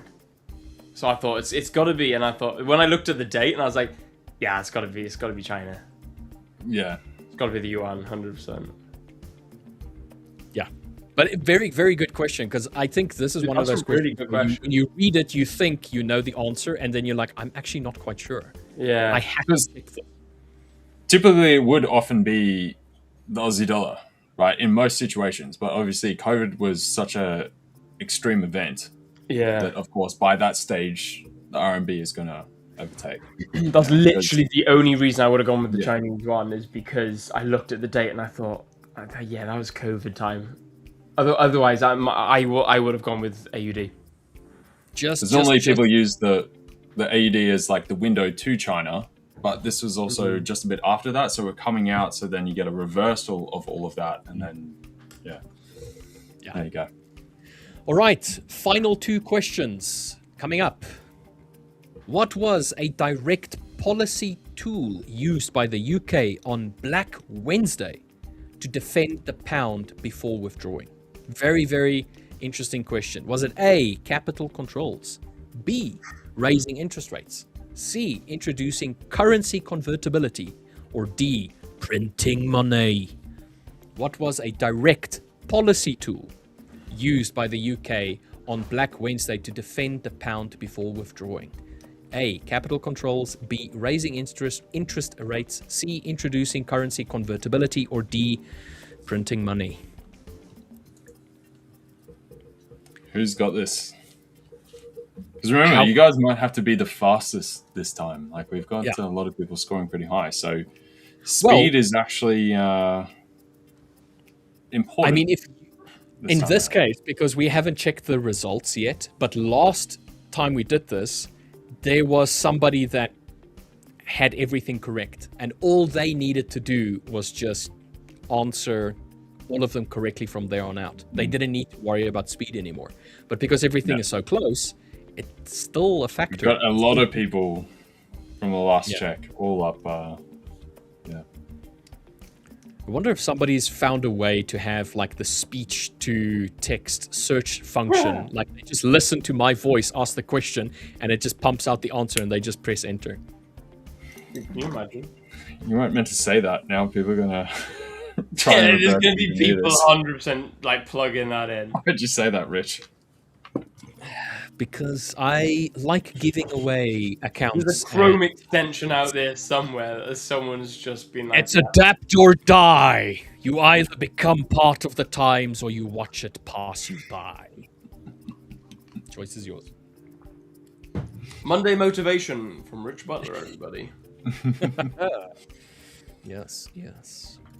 It's all right. We'll if we have that, we'll have to throw in more flyers from. Have you been paying attention to the recent streams? Just to Yeah, can you imagine asking AI? AI can't answer that. LJ from. Yeah, good luck. AI is like, how the hell am I supposed to know this? AI is like, who's LJ? Yeah. So that was one of the reasons why we wanted those questions, like the stream-related questions, where you actively have to be a part of the stream, or you just need to guess, or at some point have heard that information from the stream. So where is Rich Butler's sister-in-law's dog from? Wow. Yeah, and normally the question, like the answers will come at multiple times, so it's not like just one time, and because this is stuff we talk about frequently, and it'll just pop up here and again, and you'll be able to pick it up. I mean, this is an educational platform, so the idea is the questions are supposed to test you. Some of them are super easy, some of them you might need to, ponder on a little bit, and some of them I've read are like, wow, that, like LJ, what the hell, mate? Like, who the hell is supposed to know this? LJ, Somebody you should not want someone to have a 100% win rate. I don't know, educated people, I guess. If we're doing education, right? Isn't that the point, right? Yeah, that's a fair. Boring.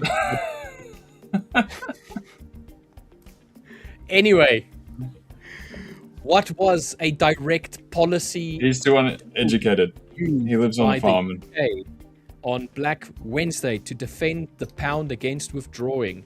The answer might surprise you. You just It have was raising interest rates.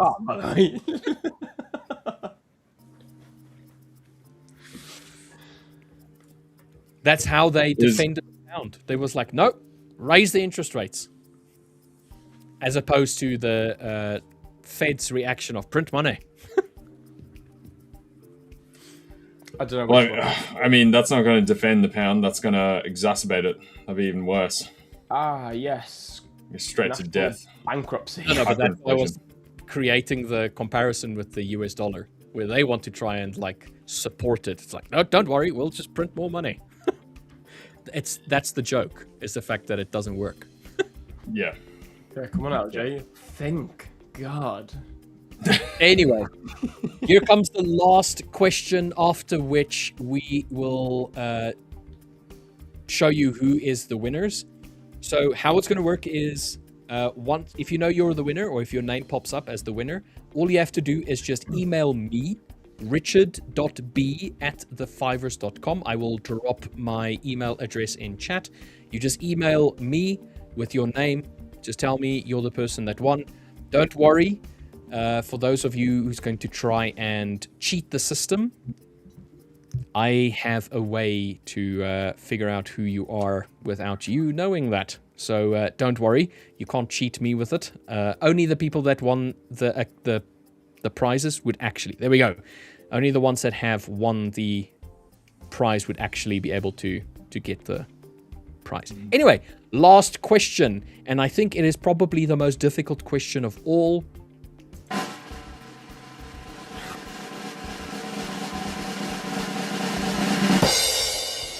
What asset does Sol, the CEO, usually trade on the live stream? Is it A, Euro USD? Is it B, GBP CAD? Is it C, US30? Or is it D, USD JPY? So for those of you who have watched the stream, you know every second Wednesday or so, Sol joins us, and he almost always trades this asset. So which asset does Sol, the CEO of the 5ers, usually trade on the live stream? A, B, C, or D? Go type it into ChatGPT. See how you go.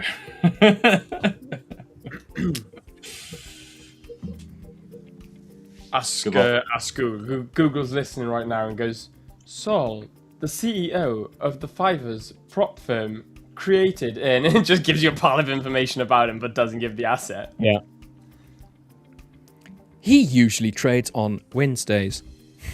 Every other Wednesday. On Wednesdays. He is definitely on the live stream.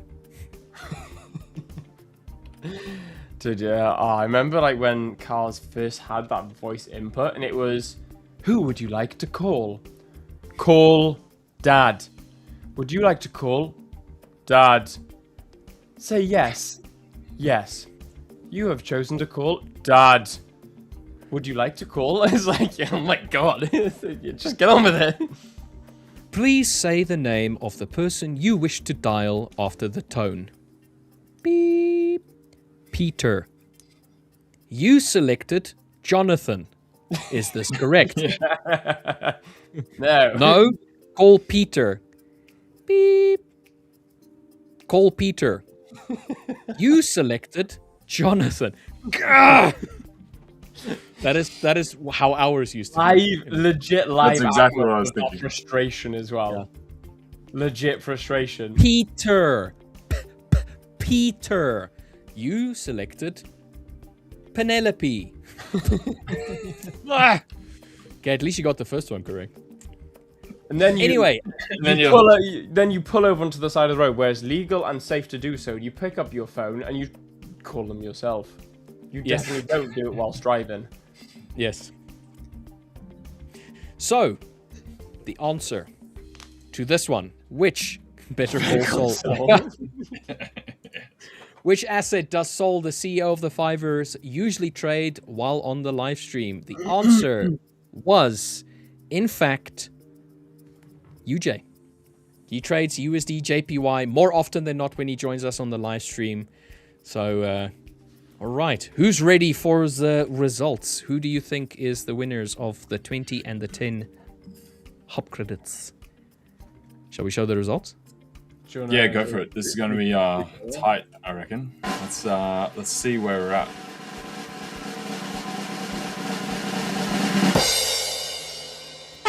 Chart Drill 9 and a man behind vlogs was in second place. Congratulations to the two of you. Chart Drill took it from the beginning all the way to the end. Fastest finger first.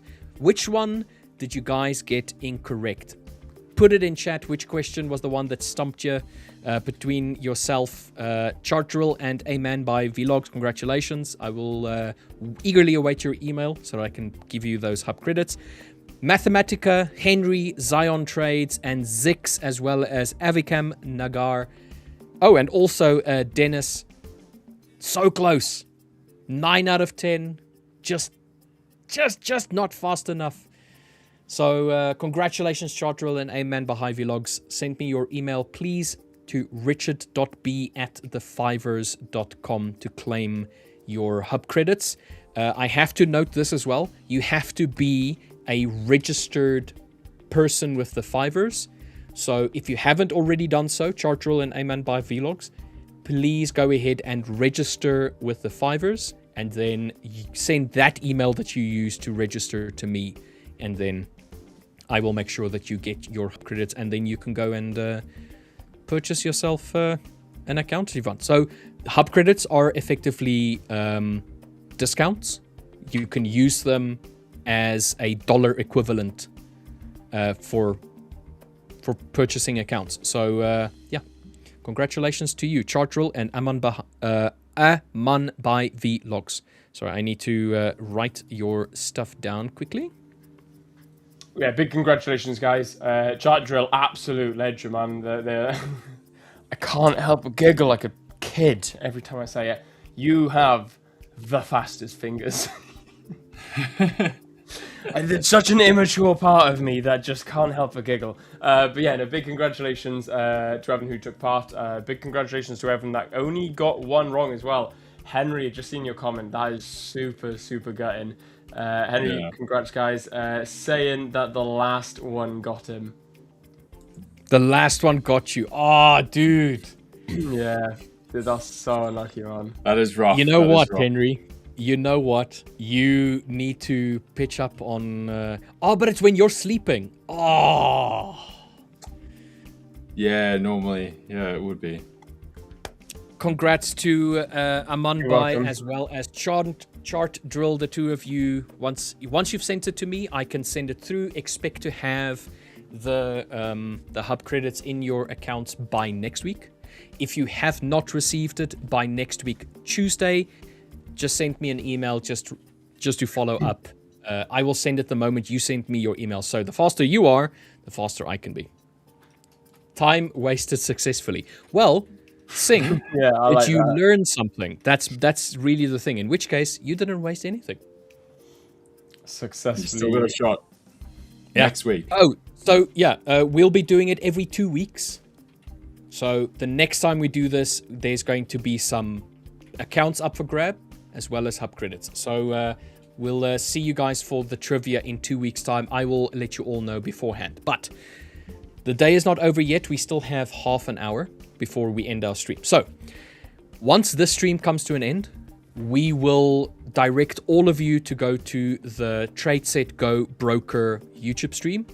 There you can go and participate in their giveaway, where you can get cash into your Trade Set Go account. So some credit there, which is a personal account. You can trade them however you want to, and you can win some. Accounts as well.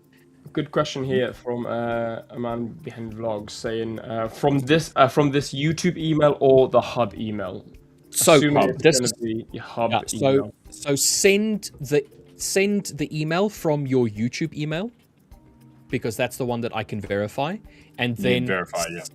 yeah, but send the email that you use to register with the hubs in that one. So if your email is amanbyvlogs@gmail.com, but the one that you used for the hub to register with the hub was Logitech Gamer @logitech.com, then just send that one in that email, if that makes sense. All right. Yeah, so if you have two different, send both. That's the answer. Send both. Yeah. Yeah. All right. I want to bring this up because Give me 2 seconds. yeah, dude, no problem. Okay, I want to bring up this. So, for those of you who are astutely aware, the 5ers as a group has many partners, and we have the 5ers MCU, whatever you want to call it. Like, we have the extended universe of the 5ers. So the 5ers is the Forex side, which is the CFD, which is the stream that you guys are watching now, which we predominantly trade Forex pairs on CFD accounts. But we also have a futures platform. We have Trade the Pool, which is our stocks side. And then now we also have Trade Set Go, which is the brokerage. So all of these form part of the 5ers' general operations. The umbrella, there we go.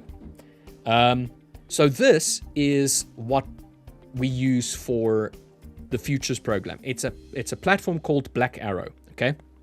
Now, today we have released a thought out version of the futures trading. So we've made some adjustments to the futures platform. So for those of you who are interested in futures trading, please go to our futures YouTube channel and go and subscribe and go and watch Dave, who is an amazingly good trader, and ask him some questions, engage, and just subscribe to his channel. But I'm going to sell you the idea of the futures platform right now. So the Black Arrow platform is very nice. I am just not the greatest at it, okay? But you can see that it is a very good looking one. You can have multiple layouts and you can set them up however you want and you can jump between them. It is quite nice. It's a very nice looking platform to use. But that's not who I'm That's not what I'm going to reference now. What we're going to look at is the changes. So why should you be trading with the 5ers futures? Well, first and foremost, we have made a handful of changes to the current program so that it is a better fitting program for everybody else to use. So the key benefits of trading with the 5ers futures is that you can grow and scale your account up to 500,000, and you can have 5 accounts. So the futures platform has effectively 2 sides. We have the one side which is for day trading and the other side which is for swing trading. So you can get a 25k swing account or a 50k swing account, or you can get a 25k day trading account and or a 50k day trading account. So whichever one you choose to use, you can have your options. You can have 5 of them simultaneously. Okay. You're allowed to do overnight trading with the swing strategy. So if you are a day trading person and you only want to trade intraday, get yourself a day trading account. If you would like to hold your trades overnight, take the swing one. So this one that I have here is a swing account. I'm going to start trading this one live as often as I can. So if I am on stream and there's a trade, I'm going to take one because I need to learn how to use this this platform. So I'm going to literally go through it and just trade it and bring you all along for it as well. So we've made some changes with regards to the accounts themselves. In the past, all of the accounts had a 3% end of day trailing drawdown and a 30% consistency rule. It's now been updated to allow for 4% drawdown, which is quite a bit. It's a 33% increase in the amount of drawdown that you have available to you at the end of day. And the consistency has moved up to 40%. So for those of you who know what consistency is in futures trading, it is 40%, or whatever trades you take is not allowed to be the largest trade that you're allowed to take is not allowed to be 40% larger than the largest one that you've had. So if you've taken in total, so if you've taken 10 trades and 8 of them is, I don't know, $100 each, and then all of a sudden you have a $800 one, that's going to be a little bit strange because they're trying to see how consistent you can be. So the gap is only allowed to be 40% between them. That kind of like thing. So aggregate across all of your trades, you need to make sure that you stay within 40% of them. So I think that's pretty cool. So like I said, with this, you can have 5 simultaneously. They start off for the day trade one, which is the cheapest one. For a 25k account, it's $39. And then once you pass, you pay a one-time fee of $70. So I don't know if anybody is aware of this, but with futures, you generally have to pay like a recurring payment to keep the account active. But the 5ers has taken that payment and said, listen, we will cover the costs. You just pay a one-time fee when you purchase. And when you get funded, you just fill up that one-time fee and then it's done. You can get a 25k for $39. And then once funded, it's $70 for the day trade. You can get a 50k for $79. And $140 once funded, or you can get a 25k swing account for $120. There's no extra payment; it's just the once off, and or a 50k for $240. So you guys can go and have a look at those accounts if you so wanted to. They're pretty cool. You are allowed to trade news freely with futures accounts. You can just not hold trades over the weekend. So no weekend trading as yet. It carries way too much spread with it. It takes way too much to keep those accounts active, and it's very easy to get slippage and as well as gaps on the Mondays with the futures one. So do be careful of that. So I think it's pretty cool, dude. So consistency has changed. Drawdown jumped from 3 to 4%. Consistency rule has moved from 30 to 40%, so it's more flexible for you guys in terms of size and structure, and it applies both to evaluation and the funded account, so there's no catch to that whatsoever. You can trade news freely, so no blackout windows around economic releases. It's a one-time fee, no monthly subscription, and you can scale your path up to 500k in capital. So, yeah. And 5. You can pick up 5 accounts total. Yeah, you can pick up 5 of them.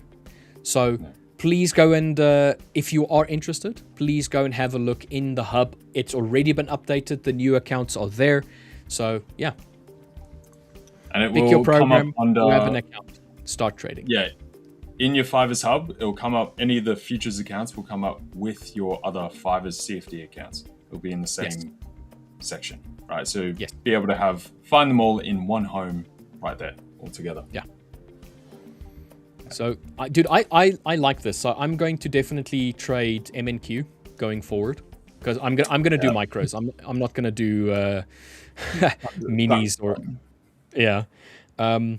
so I think each one also has the amount that you can trade. Like you can trade 20 micro contracts with the micro MNQ, and then 2 regular like mini contracts with the 25k.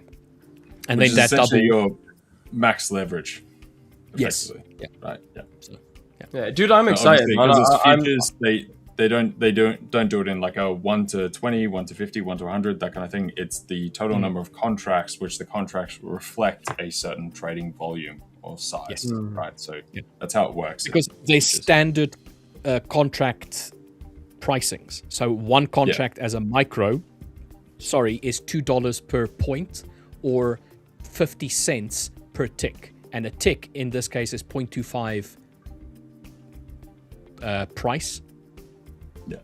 So four ticks makes a point, so 50 cents, and with a mini it is $5 per tick, so per 0.25 in price movement, and $20 per point. Now, just to give you an example, I trade 40 points generally with my regular CFD accounts. So if I'm taking a NASDAQ trade, if I enter a trade anywhere and I say that, you'll see it shows 40 down here. That's the points. So I intend on doing exactly this. Awesome. Thanks, Chart Drill. And I see also that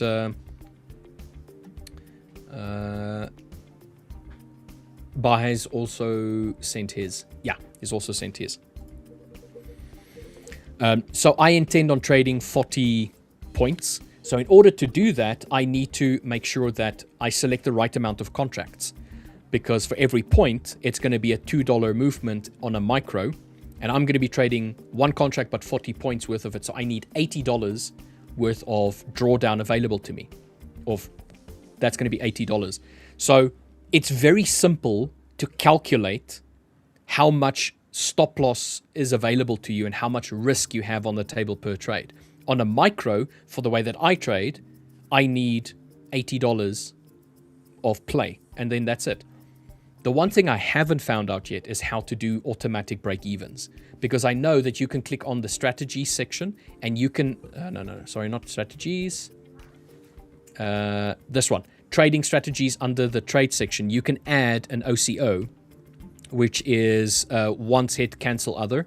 So you can have something like this active, and if it hits one of 2 parameters, it cancels the other side, which is technically just a stop loss and take profit point that's added onto the screen, which is kind of interesting as well. You just need to have, like in this case, rich 1 to 2. If I click this one and I say quantity 1, 2, or 3, it will place that specific strategy basically on the screen, and I can just trade it. So if I wanted to do a 1 to 2 trade right now, it's going to be a 40-point stop loss with an 80-point take profit, because I still need to figure out how to do partials as well. Don't quite know how to do that yet. Well, you can code within the platform as well, I believe, correct? You can. Yeah. Yes. So maybe there's options there, if not. Yeah. I did see that there are. You have a library of options that's available to you. Some of them are free for you to use. Some of them you need to pay for. But in general, it's there. And you can program it as well. It does kind of like help you to go through. So I know, LJ, you are going to probably spend some time to program in some strategies for yourself. But I'm just going to go ahead. Yeah, definitely. Yeah. because obviously everything goes to exchange, that kind of stuff. It's going to be fun. Yeah. So I'm looking forward to really getting into it. You know, I'm looking forward to getting my teeth into it. It's something I've watched for a while now. You know, I remember us discussing some time ago now, being like, you know, as soon as they release the futures side, I'm gonna give it a go.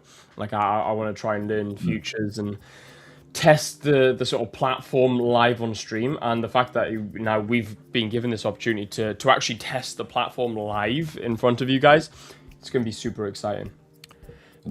Wags Graham, the platform is called Black Arrow. This is the platform that the 5ers futures is using for their, you know, taking trades and whatnot. So in this case, we, the three of us, are no expert in this. We're all learning how to use this as well, but we're going to do it in front of all of you guys. We're going to learn how to use the futures platform and just build it from there as well. Yeah, So I've not used Black Arrow. I've used prior like broker futures platforms, but not Black Arrow. So like Ninja Trader or something. I was going to say Ninja Trader back in the day. Yeah. Back in the day. Similar but different. So figure it out. So we are very fortunate that we have a resident expert on Black Arrow, and his name is Dave. He's also the community lead of the Futures 5ers portion. So we're gonna just go and, you know, bring him in and say, dude, teach us, senpai, teach us. Come on. Grab the side of his shirt and just give it a little tug. Can you teach us, please?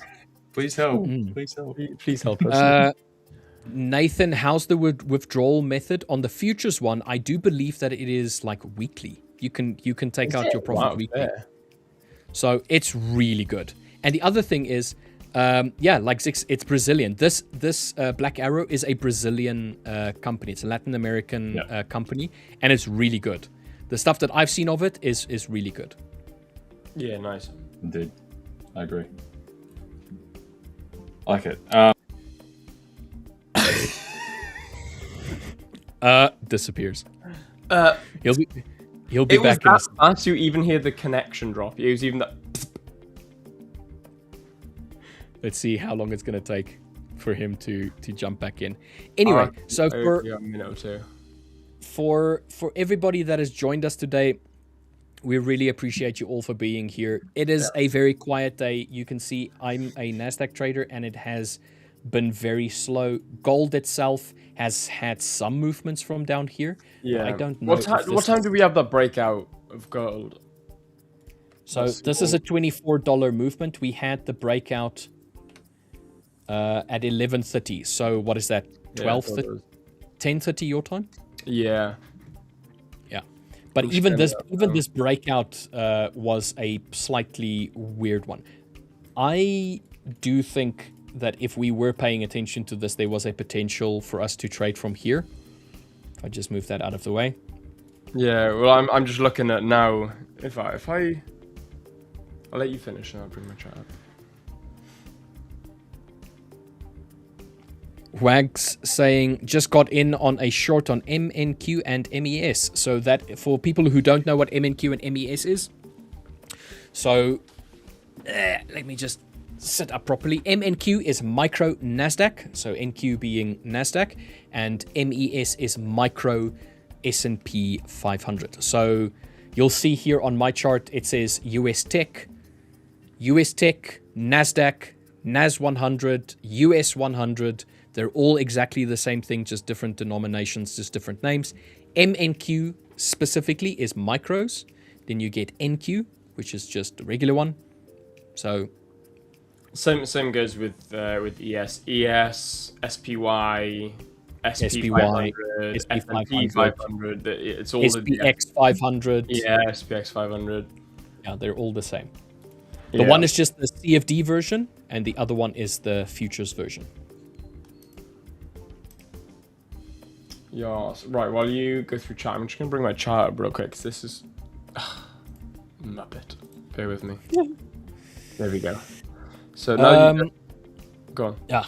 I just want to quickly... My position is not even in the top 10. I wrote correct answer, but I am writing full answers. So, Bandy, all you needed to do was just select A, B, C, or D. That was it. Just A, B, C, or D. Anyway, Yes. Right, so guys, yes, gold. Gold's really interesting. Really interesting. So we've got this area here that I marked out this morning for you guys. If you remember, or those who are on this morning, I marked out these two different zones. Zone 1 was, we were current. I'm back. My screen just went about black. to say what? I nearly did an LJ. My screen just completely went black. So we've got this consolidation zone here, and like I said, I wanted to see a break under this zone, pullback continuation, entry point here, or we had option number 2, which was probably intraday, the more probable option. However, as far as following the trend, it was probably, I like the idea of shorts. So, consolidation. If you're trading anytime today. Wow, it took about. Oh, I have completely frozen. Yeah, it looks like. There we go. It's back to back. Yeah, you're I'm back. Yeah. Wow. What was that about? Anyway. Yeah. So, like I said, consolidation. If you are going to be super mechanical on this and you do not care about directional bias, you have 3 different options to be long in this price action, and this is hindsight trading, guys. I have not traded this. This is pure example only. But let's just go off of what we drew out this morning. Like I said, we've now got the definitive areas that we want to be looking at, which is the break and close above, below, etc. So now we've got what we want to see. We've got consolidation here. Nice tight consolidation as well. You have option A, which is break out of the consolidation, break and close above, candle open. You've got that here. And then stop loss where you're completely wrong about the trade. So if the price comes down and hits stop loss, then it means that it's broken below that continuation to the downside pattern. Or that's one entry option. You've got entry option 2, which in my opinion was the more valid price option. And it was the break and close above the overall consolidation, which I marked out all the way from the hourly down to the 5-minute, which is this area here. So option 2 entry, you've got probably this candle here. Again, stop loss at the low where you're wrong. And then, where you target from then probably a 1-to-1 with stops that large. Yeah, 1-to-1 would be nice. Or you've got option 2, which we didn't quite get in on, but I'll tell you what, it did set up really nicely as far as order flow is concerned, because what happened was we were able to have the break and close above this consolidation. So if we move up a time frame now onto the 15-minute, we can even look at this and say this is nice order flow on the 15-minute on the higher time frame. So we got that price action there. We got the pullback. We got the failure to move lower. We got the break and close above even further. So we've got that break of structure and confirmation pattern. Now we just need to look for an area to be entering into. Now that area for me probably would have been, let's just get rid of this. Probably would have been either the break and retest of this, or you've got a nice imbalance zone down here, and if we get a fib retracement here, there we go, we've got 3 confluence stacking up. We've got an entry potential just here. 2 options now for increasing your risk to reward. You can have your stop loss under this low just here, because if price breaks and closes under that, it's a structural shift. Or you can play it super safe and have your stop all the way down the bottom here. Now, I wouldn't recommend that because the risk reward ratio is just going to be absolute dog crap. Let's have a look. It's, less than a 1-to-1. It's just probably not going to be worth trading it. So, risk reward at the low of this area here. It is high risk, very high risk as well. However, the setups are forming really nicely. And then you could have put your stops, your TP up at this area of interest, which I believe is on the 1 hourly. Yes, it is on the 1 hour.